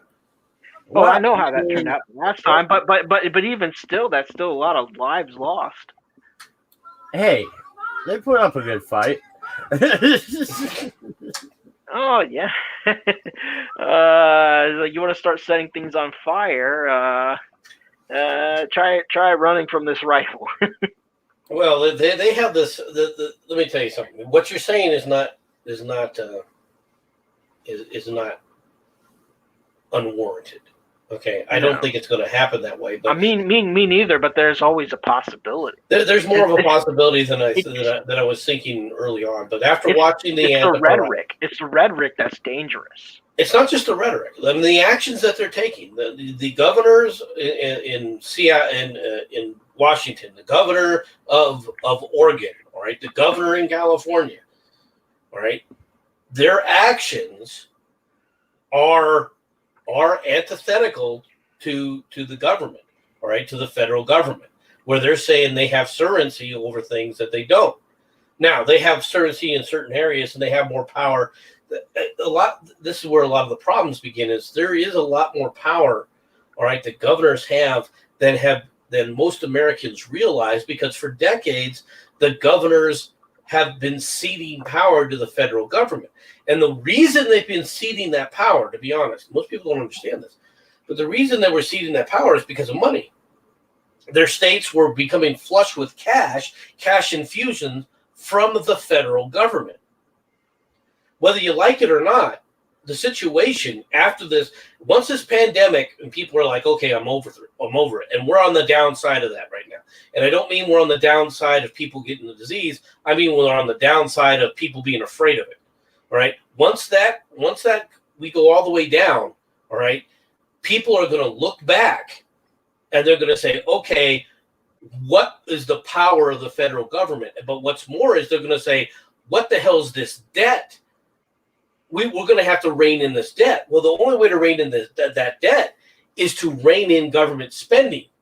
And then where's the government spending going to come from? Well, where are you going to make the cuts at? Well, our military, I'm saying, no, you're not going to be able to cut the military. I don't want to cut the entire military, but I know where I can make a cut immediately. I would fire half of NASA and merge the other half with the Space Force. No, I don't want the civil side of NASA involved in the military side at all. You don't want that combination. To a degree, I'm okay with that. But I do like the idea of privatization of space exploration, which has worked very fine for SpaceX and Blue Origin, Wiley Labs, and all these other companies that are doing space exploration right now. Well, which has been the only reason that anyone has been working out at Kennedy Space Center until recently, was these companies involved themselves in space exploration, because they picked up the slack where NASA has been cut to the bone. And space exploration is not a bad thing. Don't get me wrong. And between civilian stuff and military stuff, it's not a bad thing. It keeps people employed, and it gives us an edge against our adversaries. The only problem is I'm afraid of whoever gets the keys to the kingdom. It always scares the living daylights out of me. Oh yeah, but the power of the federal government is going to have to get drawn back down. But where you can do certain things. Now, the military, you can draw the military down to an extent, all right, but you're not going to draw it down anymore, significantly. But what I mean by significantly, is below 20%, but by 20%. You're not going to reduce the military by 20%. It's not going to happen. So where are you going to go? Where are you going to go with this? Now, eventually you can get there, right? But I think the DHS is a good proving ground where we can make some cuts. Department of Education is another proving ground where we can make some cuts. Yeah, well, we should cut out the entire federal government when it comes to the Department of Education. I mean, there's a big long list of alphabet soup where we can make some serious cuts. Right, but you're going to have to merge some stuff. And that money, some stuff, yeah. Yeah, but what's going to happen is that money has been flowing from the federal government into the states. The states, if they want to keep those programs going, are going to have to try and pick up that revenue. But they've been wasting it. The Democrat states have been wasting it. This is where the blue states right now, why they're all crying. right? Because they've spent their own money. They've spent a lot of money on waste and basically buying votes for the Democrats so that they could be there in perpetuity. However, once that train goes away, they're the ones with the highest taxes. How can that possibly be? Well, that's one of the reasons why they are bent out of shape with Trump's tax laws. People think that Trump, what Biden wants to do. People think that Biden, wants to repeal Trump's taxes, all right, because, well, it's Trump's taxes, and he cut taxes and we need to raise taxes. What he wants to do is he wants to bring back, because the one thing that has really hammered these blue states was when Trump cut the ability to write off state taxes, all right, on the federal tax form. Just because you're paying your state tax doesn't mean you get to write off all of your state tax as revenue, right? That you cut your revenue. So these high tax states were effectively these really rich bastards living in New York and California were writing off millions of dollars, all right? Because what they were doing is they were taking, well, we gave so much money in federal income tax, so therefore our tax to the state is so much less, right? So what they were doing is they were robbing the federal government and making it look like, all right, that they were paying their taxes in the state and that the state revenue was supplanting what the federal government was giving them, right? But that wasn't the case. So as soon as Trump said, look, you can only write off $10,000 of federal taxes, all right? Now, anybody who pays more than $10,000 in federal taxes, all right, you can write up to that off on your state tax forms, but the rest of it, no, or $10,000 in state taxes, rather, you can write it off on your federal tax form, right? Can't do that anymore. So those millions of dollars that they were writing off, basically not paying for the feds, they are now freaking having to fit the bill. And all of a sudden, yeah, these blue states got initially high tax revenues, but everybody said, wait a minute, my taxes just got slaughtered. The upper echelons in Wall Street, the upper echelons in Hollywood and in Silicon Valley, when everyone else got a tax cut, they didn't. That's what Biden is promising these guys. Once I get rid of Trump's taxes, you get to go back to soaking the rest of the poor. And you know what? It's their fault, in my personal opinion, because in my personal opinion, if you make over a certain amount, why are you considered an employee of anybody? Why can't you? Because, again, these are not jobs that require workers' comp or anything else like that.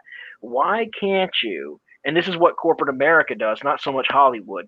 Why can't you consider yourself a sole proprietor or an LLC or a freelancer and either get paid in stock or get paid the full amount up front and then do your taxes? And once you do your taxes, it's different rules for a business and a sole proprietor. You can write off your meals, you can write off your mileage, you can write off a bunch of other stuff that you really can't do with itemized deduction, but you can do with business taxes, and it's a lower tax rate.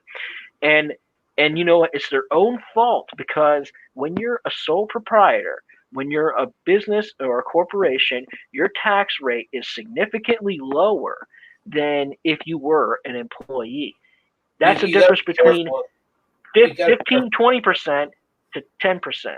Yeah, but maybe your tax rate is lower, but the money that it costs to pay the taxes is higher. You have to pay payroll tax. You have to pay. Yeah. And payroll tax income tax once you're an employee. But I mean, I'm sorry, I have to do the libertarian thing here. Why is the sweat of my brow taxable? It's my sweat. I agree. Because you live in a society. I think we should be given. I think live in a freaking bubble by yourself. You are going to have to do something and pay some form of tax somewhere. Pay all right, form of tax in the duties and tariffs. coming in or the exchange of goods, sales. Because whether you like it or not, we don't live, all right, in the 1820s. The world is not the same anymore. It's the setup and back to fiat currency. That's why it came out when the Federal Reserve came out.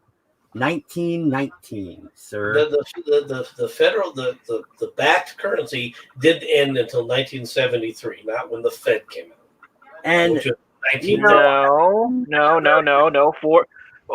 It was when the Federal Reserve came out. Our currency was backed on 40% gold, which still made it a 60% fiat. In the 1970s, we made it 100% fiat. Yes. What we need is another Andrew Jackson. I will root them out. I will kill the bank.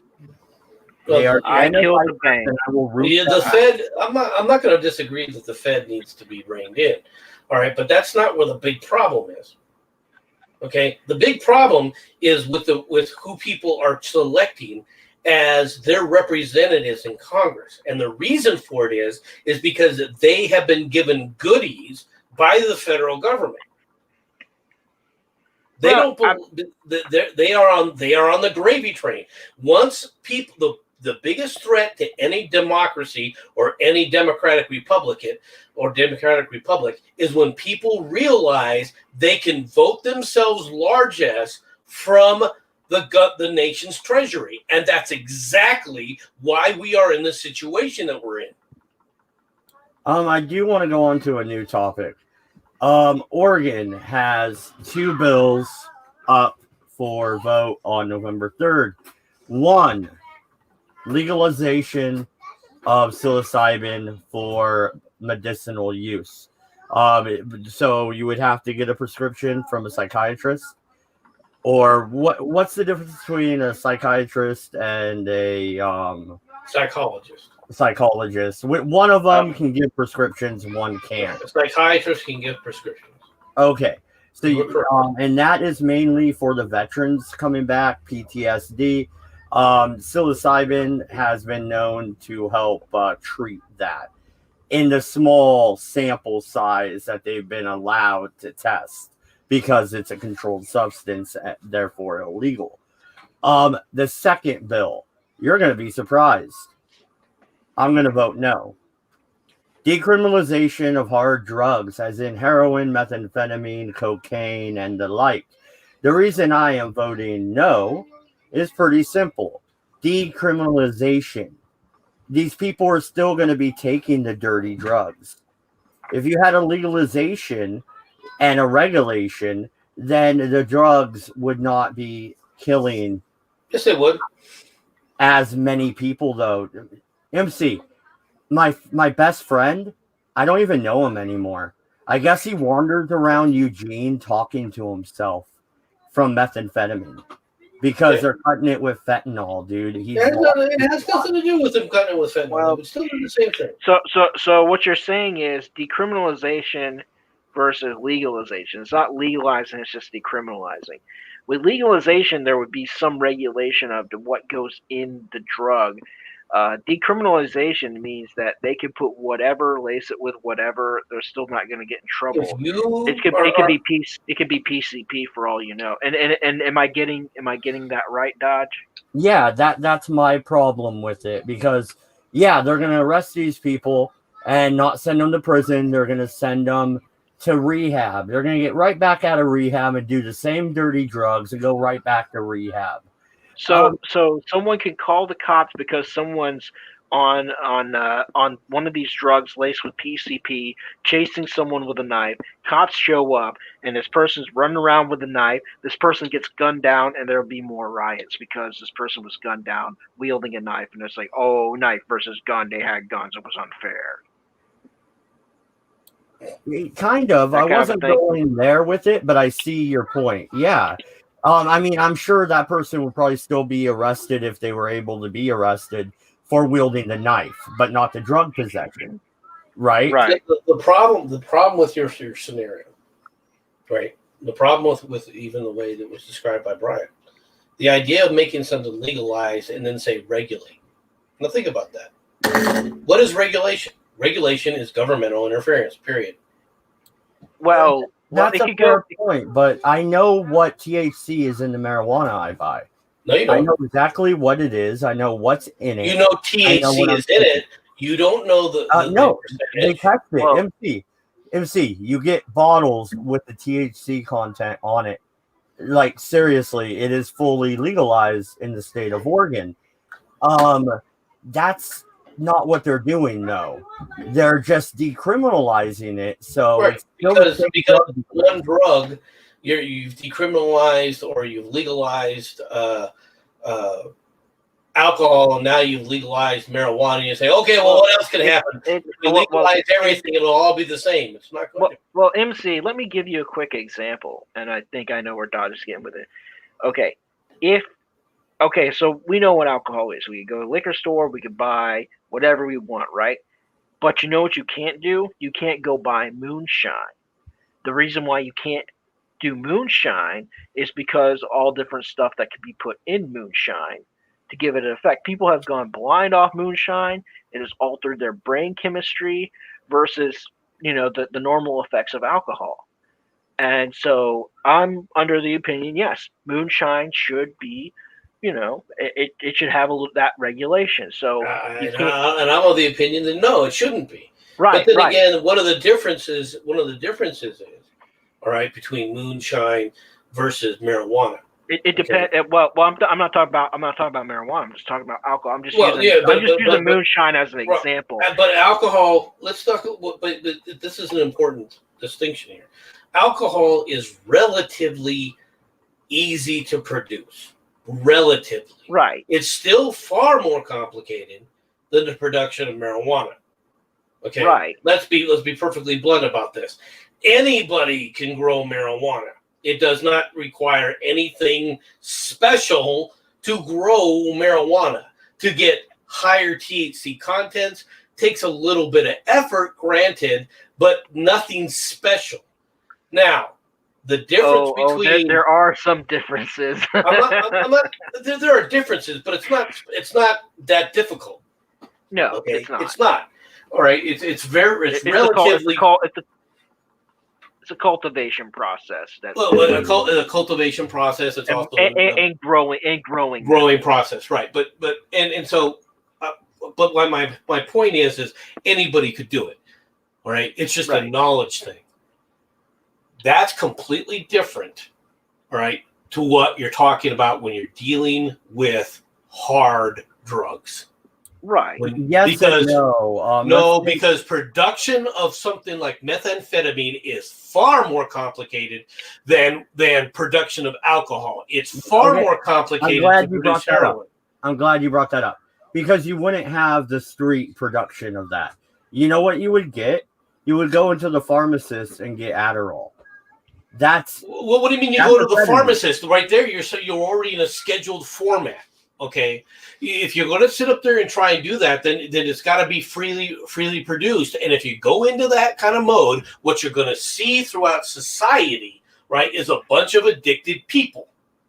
Yes, that's what you got when you had the snake oil salesman selling the opium tonic. I absolutely understand what you're saying. But that once again is up to personal choice.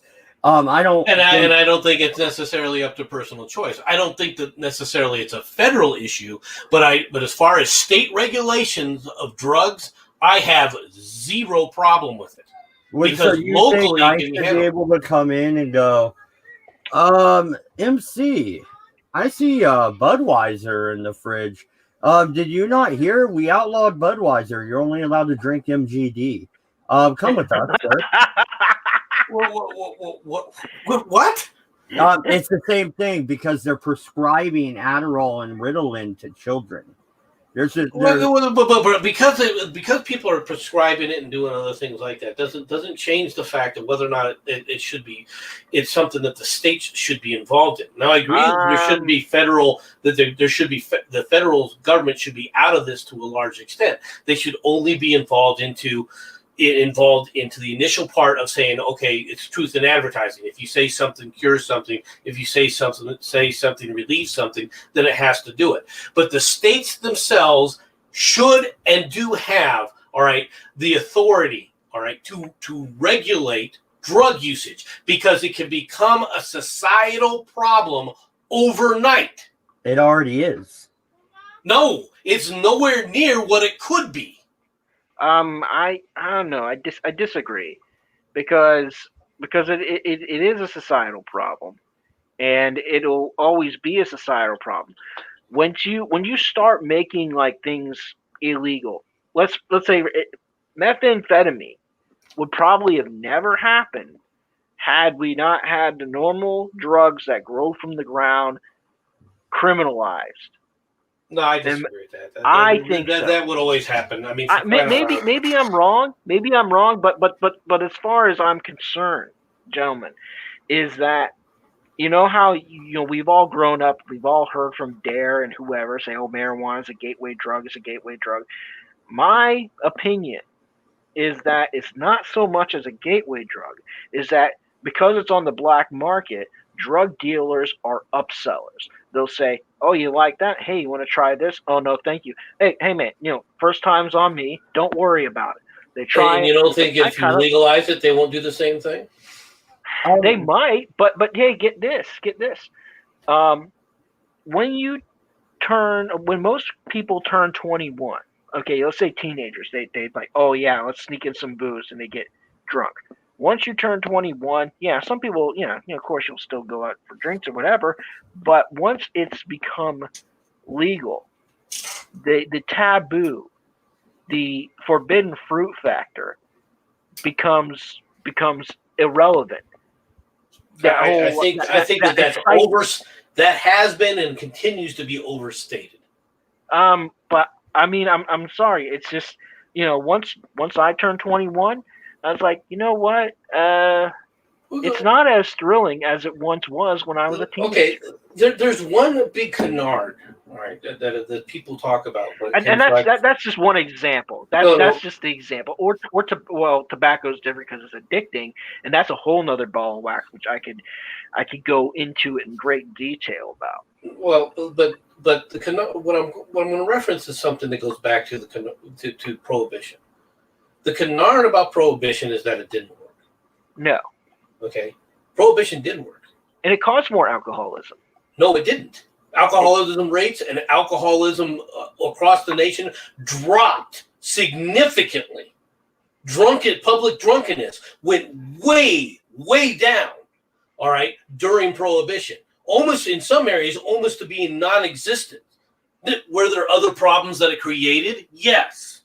Okay. Yeah, and this is why all right, but which goes back to the whole concept of moonshining. But it's the other issues, all right, that people were going with. The idea that the prohibition didn't work, all right, that it didn't reduce alcohol consumption in the United States is flat out wrong.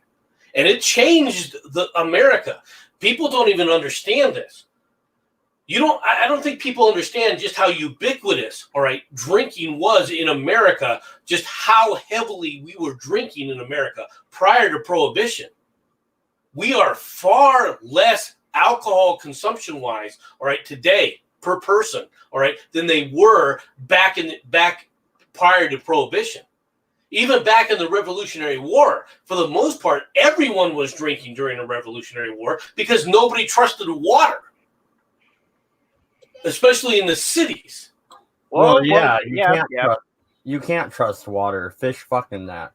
Well, like my brother, he was in Paris he went to Paris for a week or 2 weeks, and that's all him and his wife drank was wine and bottled water because you could not trust the municipal water because it was milky and filled with calcium deposit.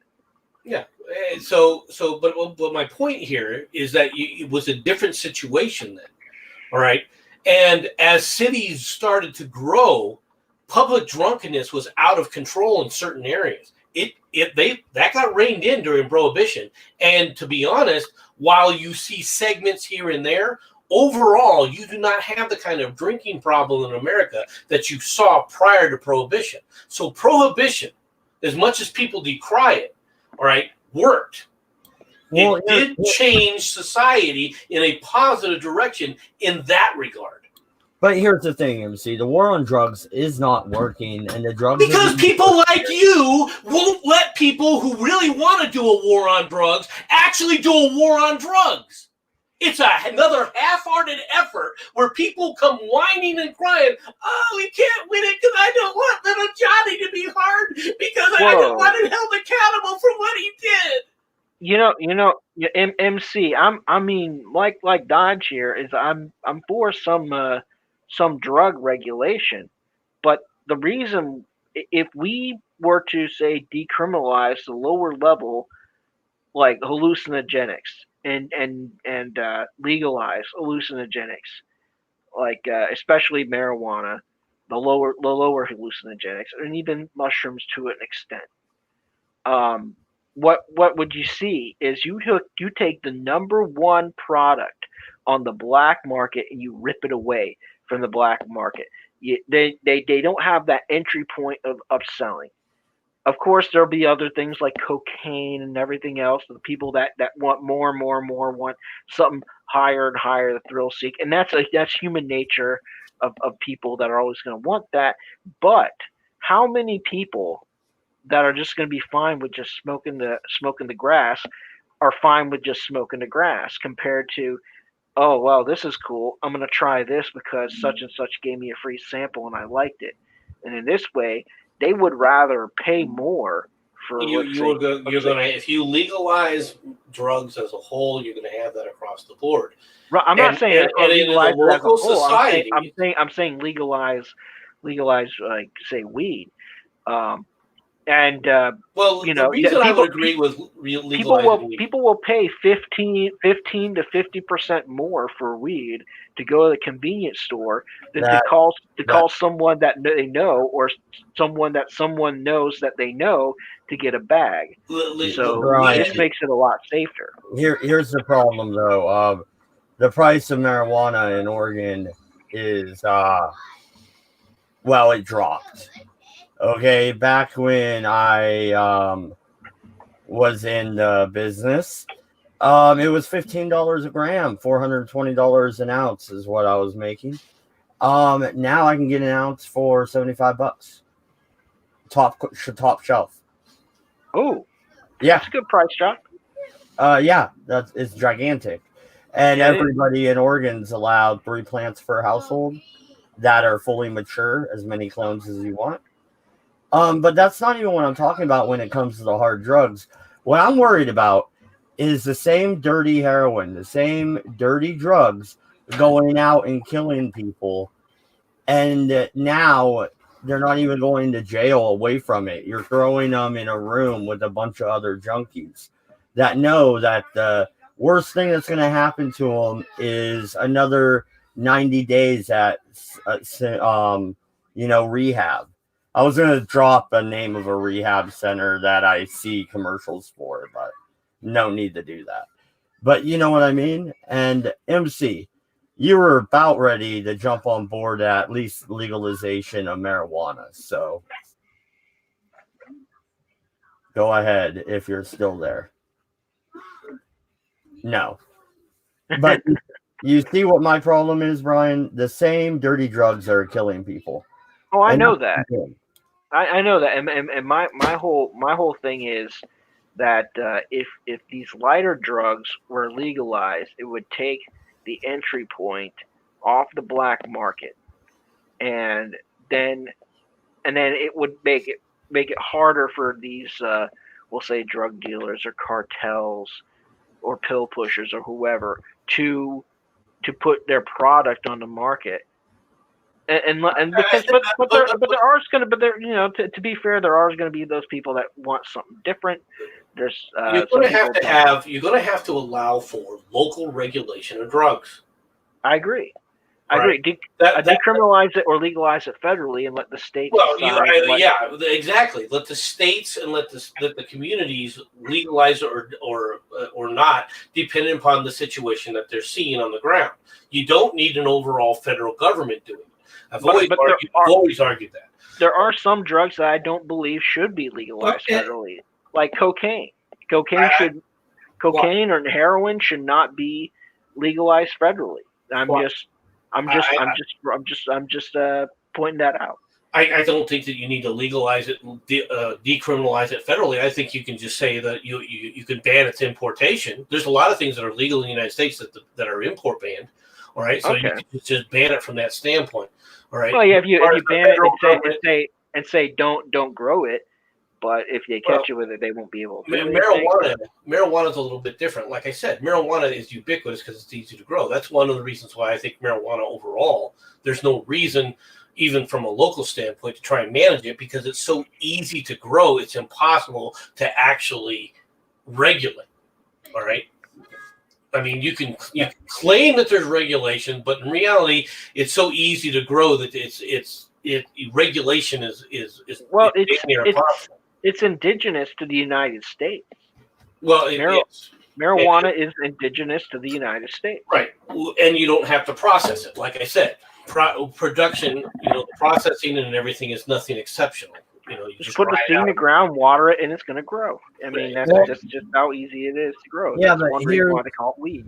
Here's something that might back up my idea here. Yesterday, or 2 days ago, it broke. A drug dealer, a kingpin, as they called him, from Mexico, had an operation that started in Mexico, ended in Lane County, Oregon, where it spread out to Portland, to Seattle, and all over the place. They captured $750,000 cash, 36 pounds of methamphetamine, 50 pounds of heroin, and I don't remember how much fentanyl. They are cutting these drugs with fentanyl, and that's the shit that killed Michael Jackson. That shit kills you. And you're taking... It killed George Floyd. It killed George Floyd, which they don't like to talk about. Yeah, and you're taking speed. So your heart is dump, dump, dump, dump, dump, dump, and then the fentanyl hits, and dump, dump, dump, dump, dump, dump. In other words, you go into cardiac arrest. Yeah, the yo-yo effect, and that's killed a lot of people, even people I know, and it's not good. But once again, that doesn't need to be. You don't need the feds involved in that, right? That could be handled by the state. That was a border situation, though. Once again, but see that goes down to smuggling. In a smuggling operation, you can ban the importation of these drugs. I don't have a problem with that. All right, so if you're going to hit an operation done by foreign agencies smuggling in drugs, then the feds have a role to play. But overall, when it comes to whether or not a substance is legal in the U.S. or not legal in the U.S., all right, they don't have a role to play. That's my point. Yeah, and that's a fair and valid point. My point is this: if they legalize heroin tomorrow, I'm not going to go out and do heroin. Well, heroin is illegal in the state of Oregon right now. Regardless of what the federal government says, it's illegal in the state of Oregon. Yeah, but what I'm saying, though, is people left to their own devices will make decisions based on their own experiences.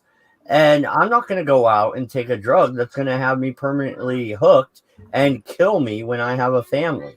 Well, that's you today and that's you now, all right? But your society, the local society may have its own rules. I don't have a problem. You and I are arguing about basically the same thing. I think even Brian and I are arguing the same thing. It's a difference between the federal government. As long as the states have the ability to control drugs, as long as the states have the ability to say, look, we're not going to have marijuana in our state. Okay, well, then don't have marijuana in your state. Just like if a county says, I don't want to have alcohol, you can't sell alcohol in our county. Okay, that's a county rule. You can have that. I disagree with it, but it's a local rule, all right? And the government, the federal government, doesn't have any place to come back and go, but there's an individual right, so you have to allow them to do this. No, let the individual societies within the United States as a whole make their own choices. Because kind of like fireworks. Kind of like fireworks are on a state-to-state basis. Exactly. Okay, I see where you're coming from. Gambling is done on a state-by-state basis. Federally, this is the reason why Indian casinos sprang up all over the place. Because there was only a single state, Nevada, that legalized gambling. Okay? That was just Nevada. All the other states had restrictions that you couldn't gamble. Aside from, they would allow simple things like bingo or maybe a scratch off, kind of thing. Or what do you call them? Lotteries, right? I don't understand why gambling is regulated though. Well, because the states won't want to regulate it. And is it just so they can collect taxes on winnings? No. The reason gambling was regulated was because of money laundering. Because it's very easy to wash money. It is very easy. No, you're right. You're right, because you could fix a fight, easy, and that's still done today. You could fix a fight or fix a game, or pay someone to take a fall. You can make much more of that in winnings. Oh, I wasn't talking about that. I'm talking about the things of, okay, you get into a situation where you're running a car theft ring. Well, how do you make it look like the money you had was legal, that you achieved it legally? Well, you go to a casino and you say, I wanted it at a casino because you purchased, $100,000 in chips, and then you turn in $100,000 in chips at the casino window, and they give you that cash. And you go, look, this is what I want. You see, you're washing the money. Money laundering becomes what was always the biggest concern from the federal perspective about gambling, because it becomes much easier to hide. It becomes much more difficult to follow the trail of money when it hits a casino. Those are only two major things on the ballot here that I really wanted to talk about. Anything of any importance in Arizona or Florida on the state ballot? About the state stuff. Well, I was going to say one thing we have on our ballot is it's called Amendment 3. And what that does, if it's passed, that would mean by 2024, all elections, it would pretty much make Florida an open primary state aside from the presidential races, which means that all the candidates are entered into the primary, and it doesn't matter what party you're registered as. The two candidates with the most amount of votes will go to the general election. And that could be two Democrats, two Republicans, Republican and Democrat, Republican and Independent, you name it. Which before, if this passes, before that, we would be what you would consider a closed primary state. Meaning, let's say I'm registered Republican, so I go and I go to vote in the primary. I'm given a Republican ballot, and I vote for said whoever candidate I decide to go to the general election, or Democrat or whatever. And it would be closed primary. And then, yeah. But this amendment, if passed, it would mean that whatever, it could be, whatever. Florida becomes an open primary state for the most part. Yeah, I would vote no on that. and I was kind of confused on whether or not I should vote no or yes on it. I mean, I voted early. I decided to vote yes on it. Yeah, that's a mistake. As a former member of a third party that was actually asked to run once, I would have voted yes on that. Because then you're an idiot. Would have been in the primary. Then you're an idiot. You're even more of an idiot. Because what you're guaranteeing is that the two largest parties will never allow any third party to ever show up on the ballot. That is one of the dumbest things I've heard. here's the thing. If you get the traction, because right now you gotta divorce if you your. get the traction now, Hold on. you don't have to worry about it. Hold on. You gotta divorce yourself from the old way of thinking, which is why a lot of these dinos and rhinos are getting crushed in the elections. Okay. People are electing outsiders and nominating outsiders. Let me ask you a And question. what I'm saying is, if I got enough presence, let's say Kanye West decides to run for governor and doesn't register any party, and he's in the primary and he wins said primary, he becomes one of the top 2 people to go to the general election. Or let's say Jesse Ventura or whoever, someone eccentric enough, and you could run as an independent if you're that much eccentric. And right now in Florida, what happened last time, the gubernatorial race in Florida, in the primary, the career politicians did not win the nominations. What happened was the people that were not the fan favorites of the party got the nominations because the people said, screw this nepotism. So it might work in the favor. It might not work in the favor. Who knows? I know. Because you have an example sitting right there on the West Coast called California. I mean, yeah, California, but I mean, No. That's just because it happened in California doesn't mean it's gonna do the same thing in these other states. In Florida, the same friggin' way. Why do you think the Democrats are the ones pushing it? Because what they do, what they know, is that for a third party, there's been several Democrats, several state Democrats that have opposed this thing. But overall, the party is supporting it, aren't they? I want to say yeah, because I see it on the ballots. Like I see the ads for it. It's like, how does that equate to this? Because here's why: if you're a third party member, okay, you have to sit up there and figure out a way to gin up support in order to be in the 1 or 2. What this does is this consolidates the power, all right, of the larger parties, because what it does for them is it limits within the party themselves the candidates to basically 2. All right. And it does this by saying, okay, if you want to run in the primary, if we put too many Republicans out there, they share all the votes. And therefore, in the primary, it ends up being the 2 Democrats. This is the problem with the Republican Party in California. But a third party doesn't have the power within itself, all right, to be able on its own to start to expand this way.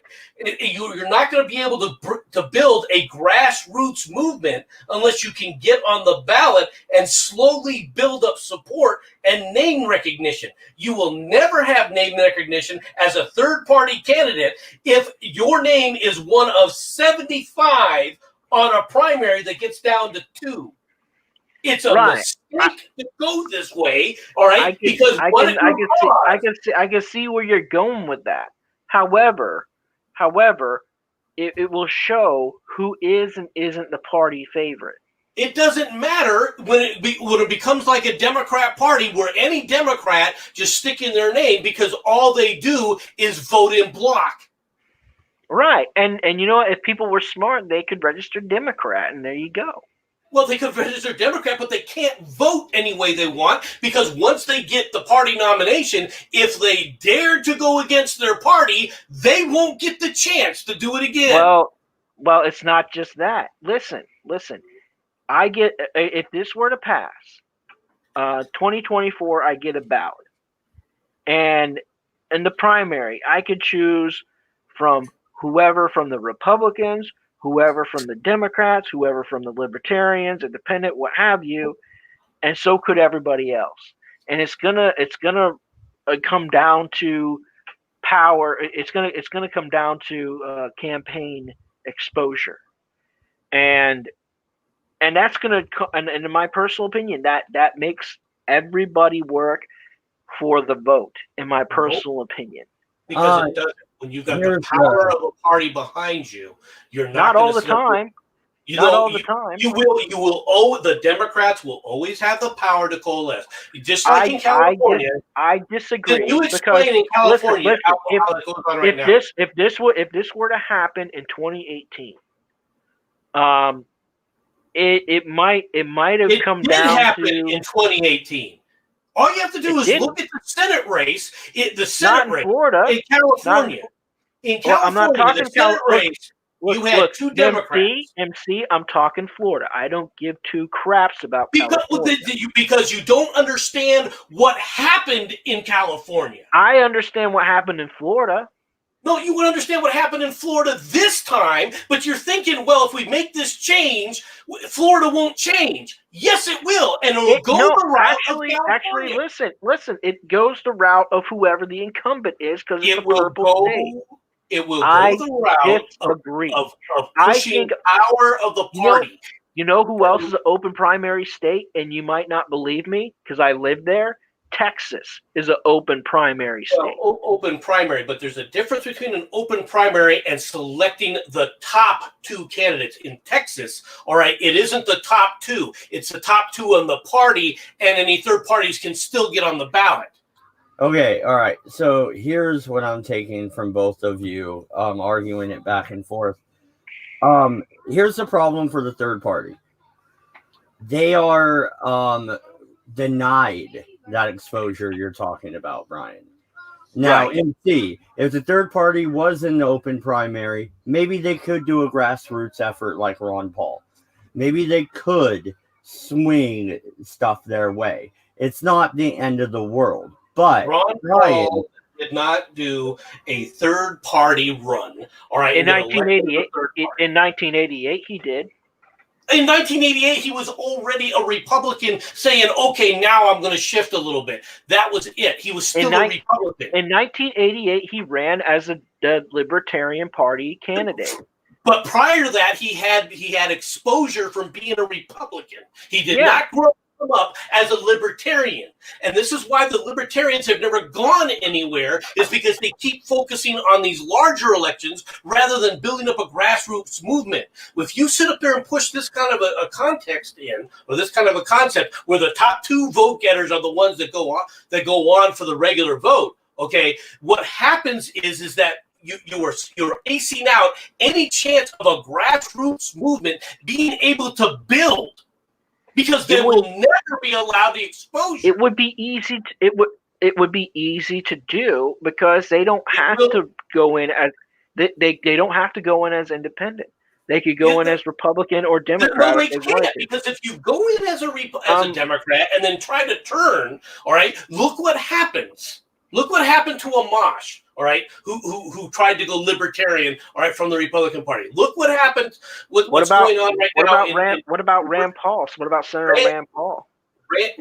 Rand Paul did not sit up there and get in, all right, that way. And Rand Paul had name recognition from his father, Ron Paul. And Ron decided to go back to Republican because he figured that going third party is futile.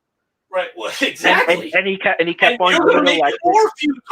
And he got elected as a Republican, even though he was a true libertarian by political nature. Well, that's because the Republican, the natural Republicans are not large government, but that's a separate issue. Those are the rhinos, all right, that are Republicans in name only.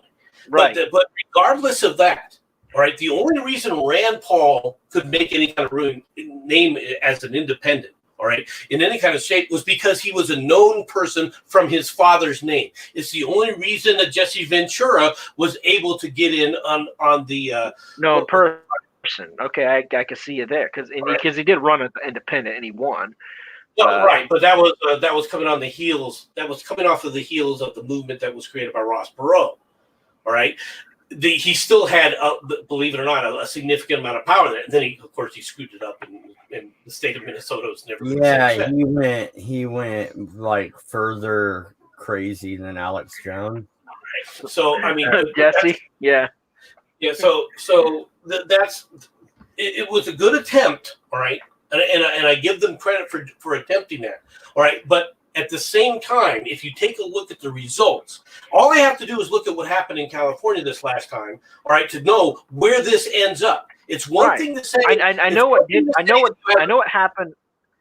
I know what happened in California. Wound up having in the general election 2 Democrats running for senator. That's almost every place. It's almost ubiquitous where these heavy Democrat areas, you only end up with Democrats on the ballot. All right, Well, and that's going to be the case. And how do you know the Republicans can't work it the same way? Because that's not all right. First of all, Republicans as a whole are conservative. Right. All right. The reason that they're conservative means that they don't do what Democrats do when it comes to things like the primary. How do you know that Republicans? How do you know that it won't wind up 2 Republicans in the general election? It may wind up 2 Republicans, but you know what it'll never wind up with? It'll never wind up with. All right. In the vast majority of situations, unless you know the moon is blue and the things shake out and the candidate's half dead, okay, it'll never end up with a Republican and an independent or a Democrat and an independent ever. Well, yeah, it might be wrong. You might be wrong. I mean, but you might be right. I'm right because I can see an example of that. It's like I said. But you see, listen. Is one thing to have an open primary where you can select a ballot from whatever it is. But if the state parties ever get to the point of saying no, we'll agree to this kind of situation, the state parties in Florida are idiots for even suggesting that they would do something like this. It's not. Look. It's not the state party that suggested it. Here's how amendments and ballot initiatives work in the state. You have someone going out collecting signatures for petitions. If there's enough signatures, it goes to the general election to be voted on as an amendment. Now, here's another thing that could also stifle it, which is if people vote yes on an amendment, and this is an amendment, also on the ballot here, you have to go through the process twice, meaning that not just 1 election cycle, but 2 election cycles. I think that's redundant in the literal. It is redundant. I voted no on that. Here's my thing though. But you need to get 60% of the vote to get it passed in Florida.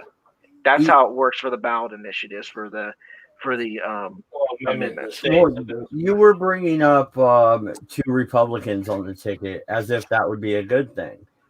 Well, I'm just saying that could happen like that. Yeah, and that's not a good thing. You know what a better amendment would be, and would have the same effect that you voted yes for? Because I know why you voted yes. Because you told me about that amendment, and I was like, that's actually not that bad. I just want to vote for the best person for the job. That's my whole thing. I would ban party affiliation in the state other than the general presidential election. Yes, I would do the same. How are you going to do that? But pass a constitutional in other words, you're going to wreck my freedom of speech of who I want to associate with, right? No, MC. What I am saying is, when you open up the voter gentlemen, pamphlet, I forgot to tell you. Go on. Oh, okay. When you open up the voter pamphlet, there's a letter next to the name. All I want to do is delete that letter. That's it. And that would make everybody have to pay attention to what. All right, so you could say, I want to remove party affiliation from the ballot. All right, that's a little bit different than saying. But that's not what it says. That's not what it says. There is party affiliation by law has to be put on the ballot. Now, there are places that have city councils which are not which void themselves of party affiliation for those races. Those are different. But as far as a statewide election, they have to, and it said it on it when I was reading it, that they have to say whether they're Republican or Democrat. See, yeah, and that's the thing. I would void that and just make the voter be an informed voter. You need to not look at the R or D or the L or the G, and you need to actually look at what these people have said. There is a situation. Have some honesty in your voting. Well, I don't think that creates any honesty. Why is it honest to sit up there and hide the fact that I'm a Republican, or hide the fact that I'm a Democrat? Well, I mean, that you could look at the record of these people. Be elected on your fucking ideals? Don't you think George Washington was right? You know, you're throwing George under the bus the day before we do our. No, I don't think George Washington was right, because the situation that he wanted wasn't workable because of human nature and the very nature of how the situation was. Yeah, it worked for Washington because of who Washington was and the specific circumstances, all right, surrounding him at that time. If George Washington was trying to do that kind of stuff today, he would be soundly and resoundingly defeated, because the world doesn't exist the way Washington necessarily wanted it. Here's the thing. I don't think George Washington was the problem there. I think my favorite president was part of the problem. I think it's Jefferson, Madison, Hancock, and Adams. It has to do with that. It has to do with human nature. It has to do with reality of the human condition. I've tried to explain this to people who keep talking about, why can't we have the voting like they do in Europe, and why can't we be like a parliamentary system? Because our system doesn't work that way. Well, why do we just have Republicans and Democrats? Well, we don't. You can have whatever you want, but the situation is the way human beings work. Okay, structurally, they will divide themselves like this. You will have a primary party, and then you will have a massive secondary party. And then you can have other little parties if you want, only if you can develop local power bases within them. The problem with the local parties, the problem with the third party movement, why it's so difficult is because when a third party shows up with ideas that become popular, one of the other two main parties will generally co-opt that into themselves. This is why it's so difficult for a third party to actually form and be created within the structure that we have. So unless you're going to break the Constitution and change our very governmental structure, we will always end up with a two-party system. Well, I think to be quite honest, if we're looking at what's going on right now in the climate. And this is just out of my own head. I mean, you could say I'm wrong. And it can be easily disputed. It's not undisputed. I think that this time around, and you can hold me to it, I believe that it'll be such a Republican sweep this time that it could bury the Democrats, and the Democrats would have to go back to okay, what's our platform, and they have to stand by their platform instead of hide it, and they have to get rid of people that are detrimental to it. In the meantime, if I were the Green Party or Libertarian Party, I would say I would campaign so hard against the socialist Democrats and not go after Republicans and say, these two people are wrong, vote for me. Do what the president did, and he systematically went by, go back to 2016, he went by each candidate one by one, starting with Jeb Bush, then Marco, then Ted Cruz, and he won the nomination that way. Well, he won the nomination, dude. Okay. Well, I mean that was his strategy. Let's talk about something about. But you see what I'm saying, that it could be this year could be such a detriment to the Democrats that they would have to take so long to build themselves up, kind of like how it was with Carter pretty much taking a dump on them in the 80s, and they just lost seats all the way up until the 90s. And then of course they got lucky with Bill Clinton and all this other stuff. Well, actually, because the Republicans got lazy and complacent, but that's just no. Bill Clinton is the one who destroyed the Democratic control of the Congress. Bill Clinton, he did. All right, that's right.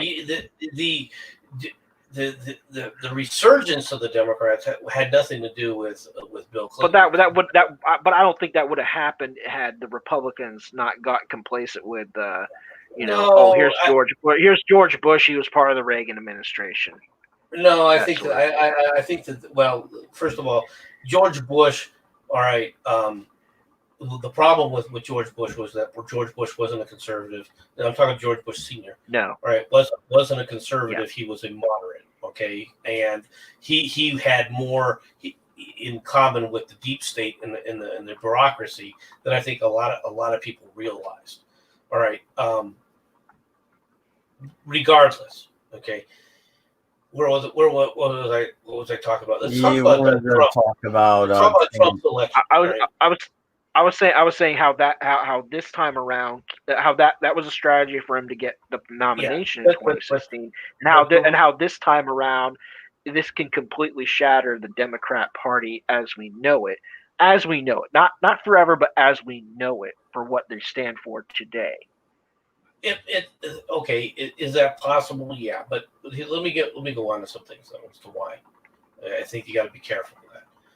First of all, Trump ran as a Republican because it offered him an opportunity that you don't have in the Democrat primaries. Okay, the Republican primaries generally are a winner take all. Or as the British put it, a first winner takes most, depending on state. Well, winner takes the lion's share. The spoils go to the victor. Right. All right. That's what allowed Trump, all right, to actually win the party nomination. Because if they had done it in a general proportion, all right, then Trump still would have had the majority of the electors, the what do you call them? The party goers. What do you call them? The delegates. That's what I'm looking for. He would have still had more delegates, but he wouldn't have had the number of delegates, all right, to win the nomination on the first ballot. All right, that's a reality.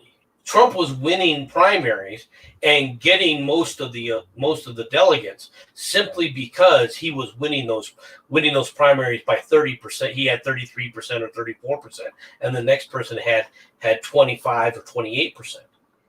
All right, but that right there gave him the delegates. Okay, the Democrats have a more representative system for choosing delegates. Okay, the difference between the way they ensured this was a little bit different, though. The way they ensured the party nomination was through the super delegates.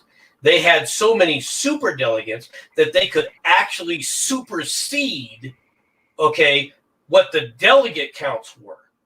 This is what the big thing with Bernie against Hillary was all about. It's why they felt so betrayed, because they're like, oh, these Bernie won the state, but the super delegates from that state, they're all going for Hillary, so we lost. We're losing in the delegate count. This is ridiculous. All right. So they said, okay, well, that's why I tell people that's why if there's a candidate you like and they're running as a Democrat, you might as well hold your breath unless the party likes them. Well, unless the party is a bit more fractured than it is. Now, you're correct in saying that the party could fracture, but it's not going to fracture the same way that the Republicans fractured. All right, the Republicans have fractured in a large sense, but what you've seen from the Republicans is a purge. Okay, the Never Trumpers have been removed in a large, not all of them, not 100%.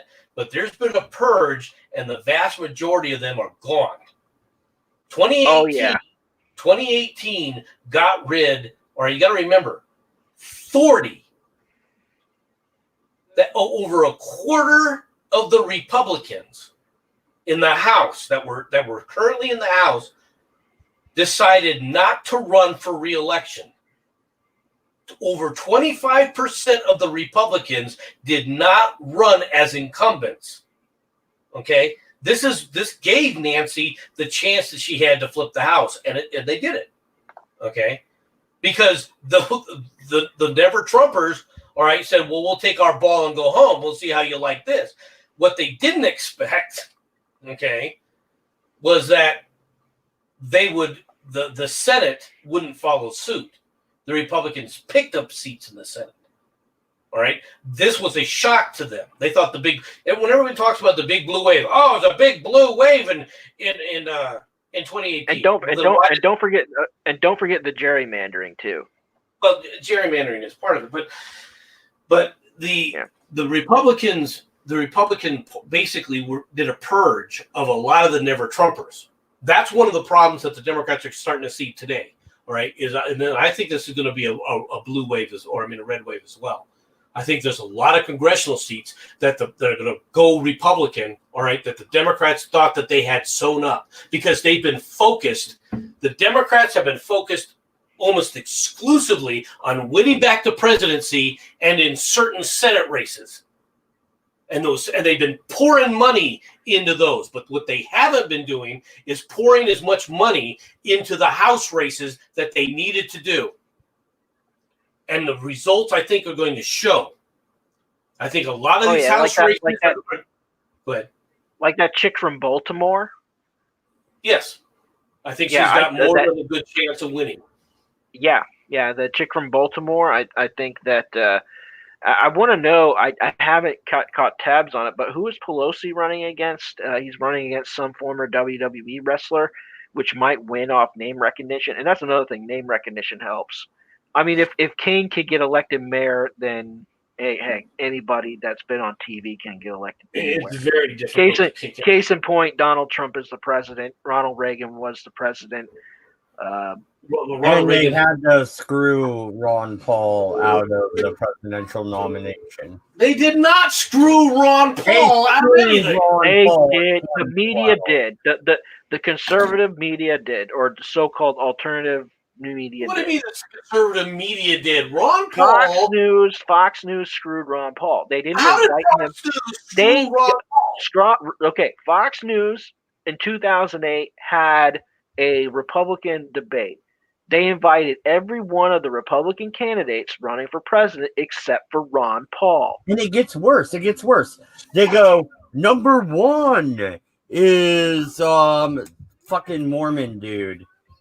What the fuck was his goddamn? He didn't even win nomination in 2008.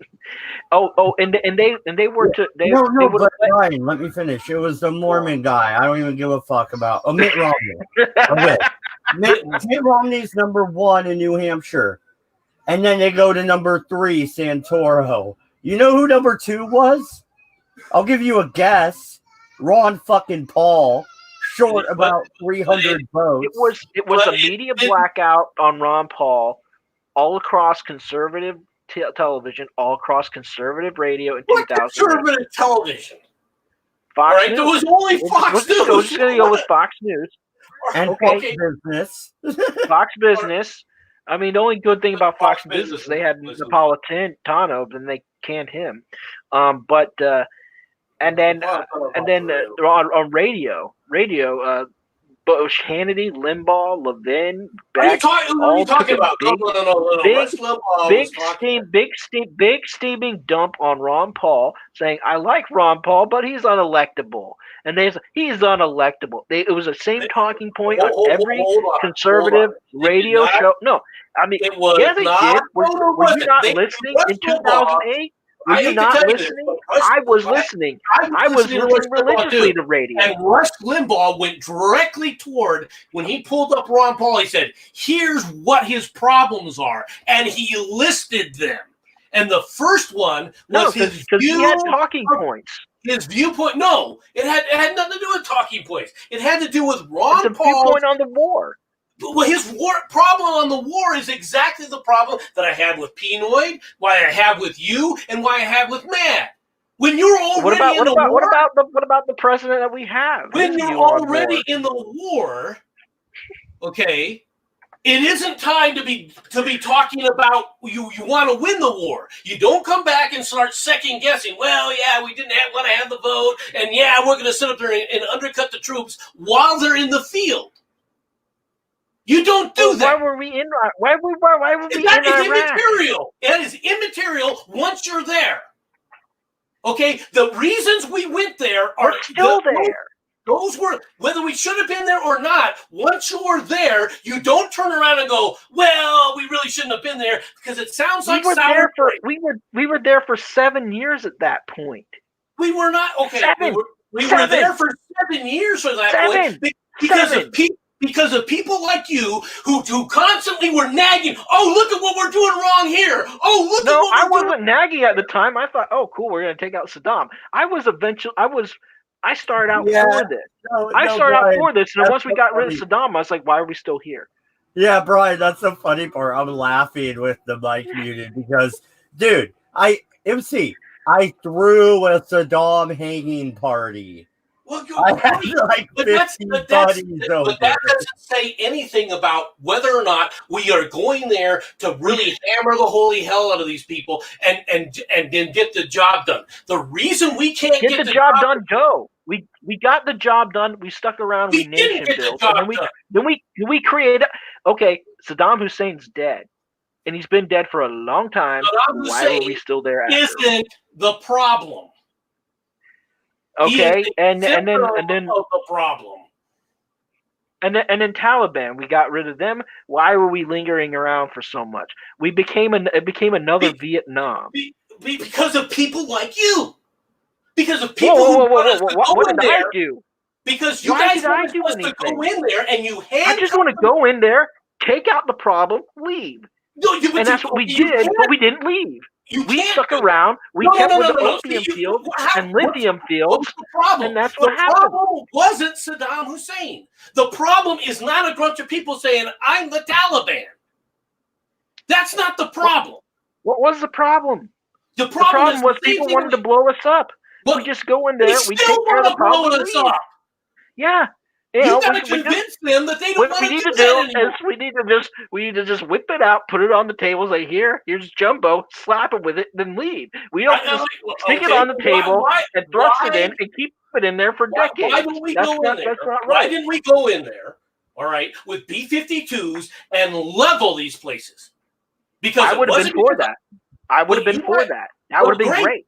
But that would have solved all our problems. Why we don't do it? Because they know the fifth columnists and the leftists in this country know they can subvert it by just dragging it out a little bit and then convince people like you and people like Matt to go, why are we there? Oh, we shouldn't be here this so long. Oh, and what do you guys do? You end up on Al Jazeera television, all right, support. Whoa. I would never have gone on Al Jazeera. Listen, Whoa! How would you know? You think people like me? You're conflating me with someone who watches Al Jazeera. I'm using you as a euphemism, dude. Yeah, well, I know.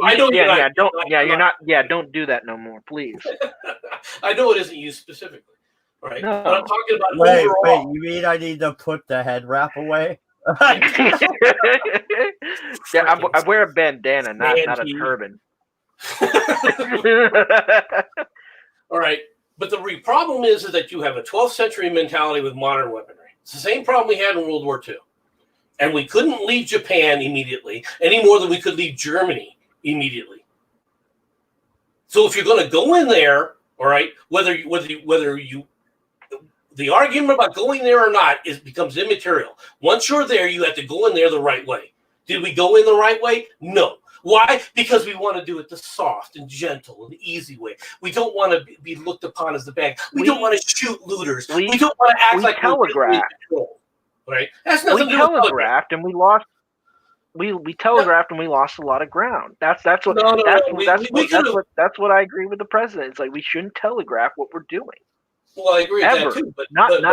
I mean, that's the strategy. But you do have to see though. Tactic. One, my very first election, so I was finally 18, was the Kerry election, right? Did you vote for Kerry? I wasn't necessarily that fucking. I didn't know that much. Right, I voted for John Kerry, unfortunately. All right, and I would kick old me's ass, but I can't do that. But here, and here's the thing: it looked really suspicious that George Bush Jr. wanted to go finish Daddy Bush's job, and that's the way the left sold it to the people in my demographic. And we were like, "Yeah, that doesn't make sense. Why are we in Iraq? I thought Afghanistan gave us the finger." And then we started to go down that rabbit hole. You have to understand how this happened. I understand how it happened, but that doesn't mean that I excuse you or excuse your behavior when you were an adult and you voted because you didn't think about things. You felt it. I mean, I actually voted for W in 2004 just because I didn't see any other viable candidate, and I liked the tax cut idea. But I thought, okay, we'll be out any minute. It ain't gonna be long before we come home. But what made then we go through Bush, then we go through Obama. It's like, why are we still there? Because of people like Obama and people on the left who don't let the military go in there and do it the right way. People like they get impressed with people like Julian Assange talking about the poor innocent civilians. No, I'd like Julian Assange. I like what he did. Can we put a little bit of the blame on General Petraeus, or no? We're just going to let him get off. What did Petraeus do? He didn't finish the job. Wasn't his job to put down the insurgency? His job was to put down the insurgency, but only to the point where he was allowed to go. You didn't see him. He might have been cut off. He might have been cut off at the head. It's possible. He went in there, wiped out the frickin' the insurgency in Baghdad. That ended. Of course, it was.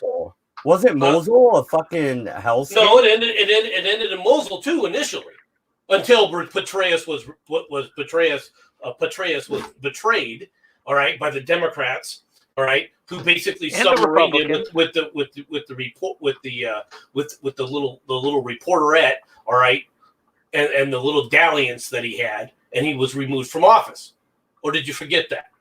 No, I didn't forget that, but I wasn't gonna go into that. That was a while later, though. Yeah, that was a long time later. It wasn't a long time later. It was only a year later. It was during the Obama administration. My friend is in the Oregon National No, that's Guard. when it all came. That's when a lot of this stuff came to the head. But Petraeus was already replaced out of Afghanistan. Or out of Iraq. Yeah, he was removed. But the thing is with Mosul is it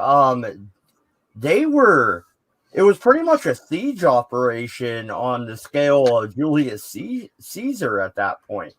My buddy was in the Oregon National Guard, by the way, should have never been there, but they were. National Guard doesn't mean go serve overseas. National Guard. Then don't take federal training. That's ridiculous. You know what the National Guard is. It's a state Don't take federal, whether you like it or not, don't take federal training. This has already been decided by the Supreme Court. Bitching about it now is a little late. Yeah, and I'm sure Coney ain't going to help on this one. But oh well, we'll give it to the lefties somehow. Don't take federal funding. If you want a state National Guard, fund it yourself. Like Oregon's ever going to do that. That's not my problem. I don't live in Oregon. But the thing is, though, that was hell on earth. And how many days did that operation take? Well, why didn't we just go in there with B-52s and flatten the entire city? They should have at that point. Yeah, but why didn't we? Political will. There you go. You got your. But societal will as well. All right, the will here back in America. All right, that with the leftists and the way the leftists had framed it with the media betrayed everything that we did over there. I have a lot of irritation and anger towards this stuff. I was very upset when I came back on vacation, all right, or for leave. All right, and went through there, and people are, they're trying to congratulate me about coming back so I can go back over there and playing in the sandbox again, because I was watching what they were saying over here, and there was no pushback at all. It's one of the biggest mistakes Bush ever made in telling people, saying, "Look, we're going to go over there, and if the people end up dead, they end up dead." Well, there's innocent civilians. They're not innocent civilians. At worst, They're unwilling human shields. But mark my words, they are cowards and hiding behind these people, and we are not going to let them kill our soldiers, all right, to protect an unwilling human shield. If they don't want to be human shields, get the hell out of the way. No, MC, you have a point, because I think I've told this before, but he once again, he'll go nameless, but he told me it was when he was going house to house. He came to a small alleyway, and out the door comes a woman in a burqa holding a baby. In her other hand, an AK-47. Yeah, you know what he had to do. I'm not going to say it. I don't know how somebody could live with that. And I do not envy anybody that served over there. There shouldn't be a city called Fallujah right now. If I was in charge of the operations, there wouldn't exist a city of Fallujah. Not the way it is now. You know what? I think I'm confusing Fallujah with Mosul, actually. No, Mosul was pretty bad too. Mosul was another hot spot because they never went in there to try and deal with the situation the way it needed to be dealt with either. Mosul, areas in Iraq, and Fallujah all could have been dealt with, all right, but the means would have been extraordinarily harsh and ruthless. And people are like, hey, you can't really do that. They don't understand. These people just getting back under. The first thing we should have done, the very first thing we should have done is when we took over Iraq, we said, okay, we are in charge. If you shoot, you loot, we shoot. We're not asking questions. We're just going to take your body and throw it in there. And after two looters would have been shot, they wouldn't have looted anymore. And then we could tell them where to go, where to live, what to do. You're going to be building freaking berms. We are in charge of your lives. You don't have lives of your own because you have determined to allow a dictator thug to threaten the world. We're not going to allow it. And when you no longer want to have a dictator thug threatening the world as your leader, maybe then we'll let you choose your own. That's what we should have done. It's what we did after World War II. It's in Germany, and it's what we did after World War II in Korea. I mean, not Korea, but Japan. And that's what it takes. What do you think about the fact that that's pretty much what they did in the Green Zone, right? No. They let the frickin' State Department run the entire Green Zone. And, I just have to ask out of curiosity. You've been to the Green Zone before, I'm guessing? Which Green Zone are you talking about? The Green Zone Baghdad. I was not in Baghdad's Green Zone, no. Oh, okay. Yeah, because that's the one where they stopped trying to go in and cause violence, right? They would start just running bombs and cars at the gates. Yeah. Yeah. Which is, they could have stopped all of that too, but they didn't. What they wanted, you have the State Department making sure that they were in charge of the war. They never should have allowed the State Department anywhere near the war, neither in Afghanistan nor in Iraq. You know what I think a sad part of the whole situation is, and it's not even the people. It is, and I'm not discounting the soldiers or nothing. Don't take that way, please. You know I wouldn't. That's not how I meant what I said. It sounded bad, but the history there, the archaeological sites, none of that is tenable anymore.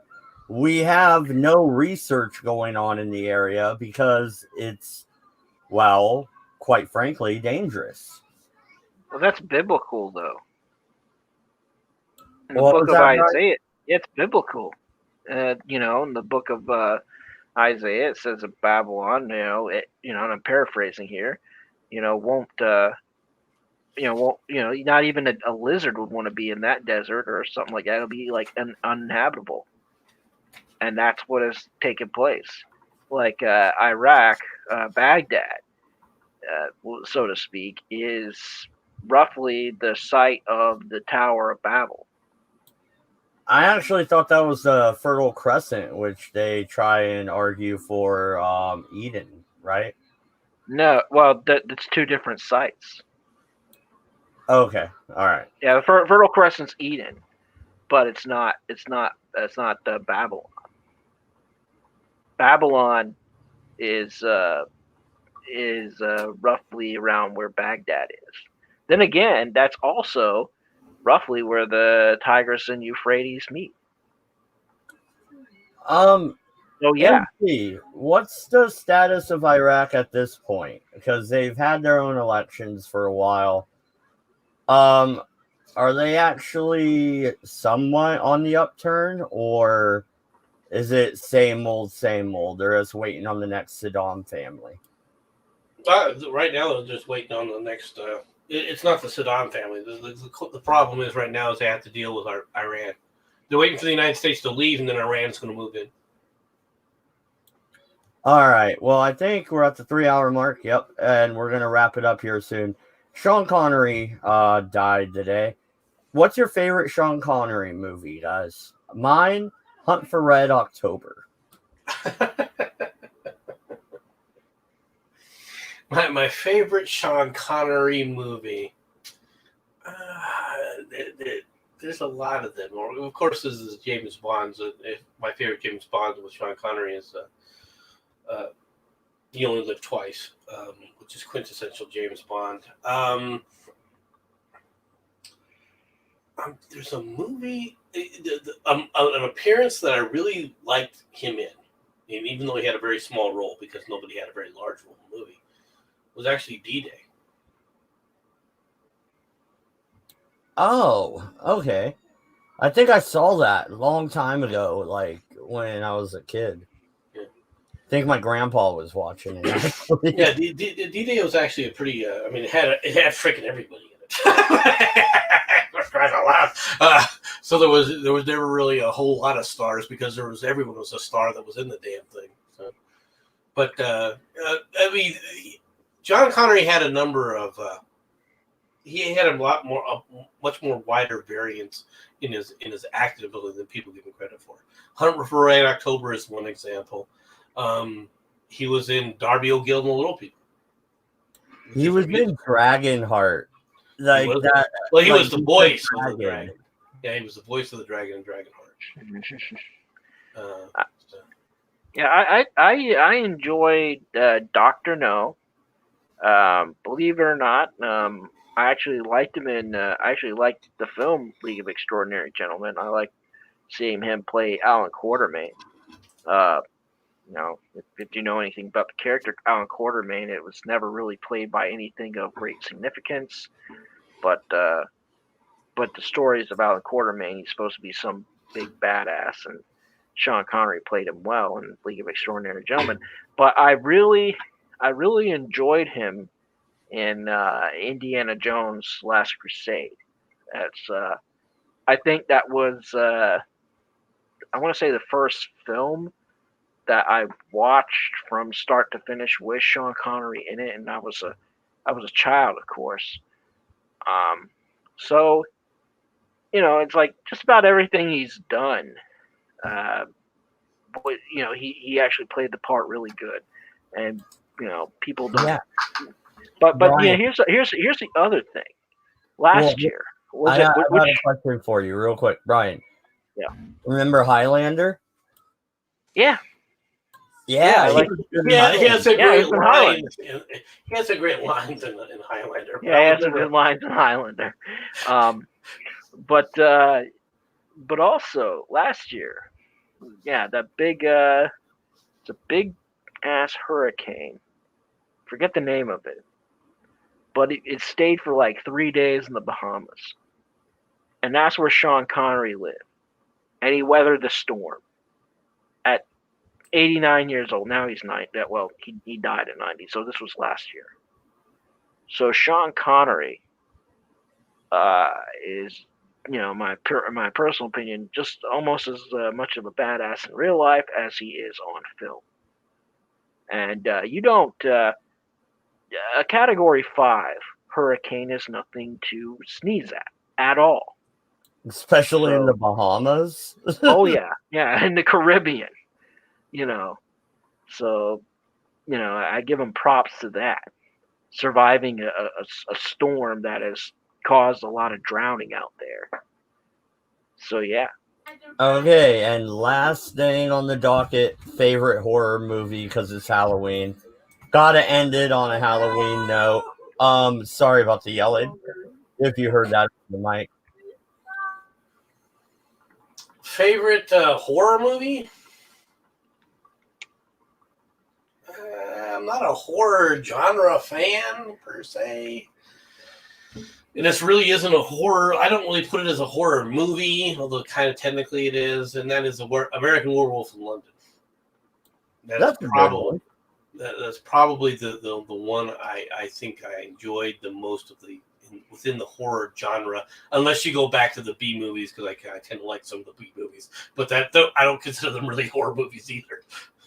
Well, this one's not necessarily my favorite, but this is like the fourth or fifth Halloween in a row I've done a show on. So it's time to cycle down through the ranks. But great movie. I think it's underrated and it's a good horror one. Jeepers Creepers. Really? That's an okay movie. I don't know if I really.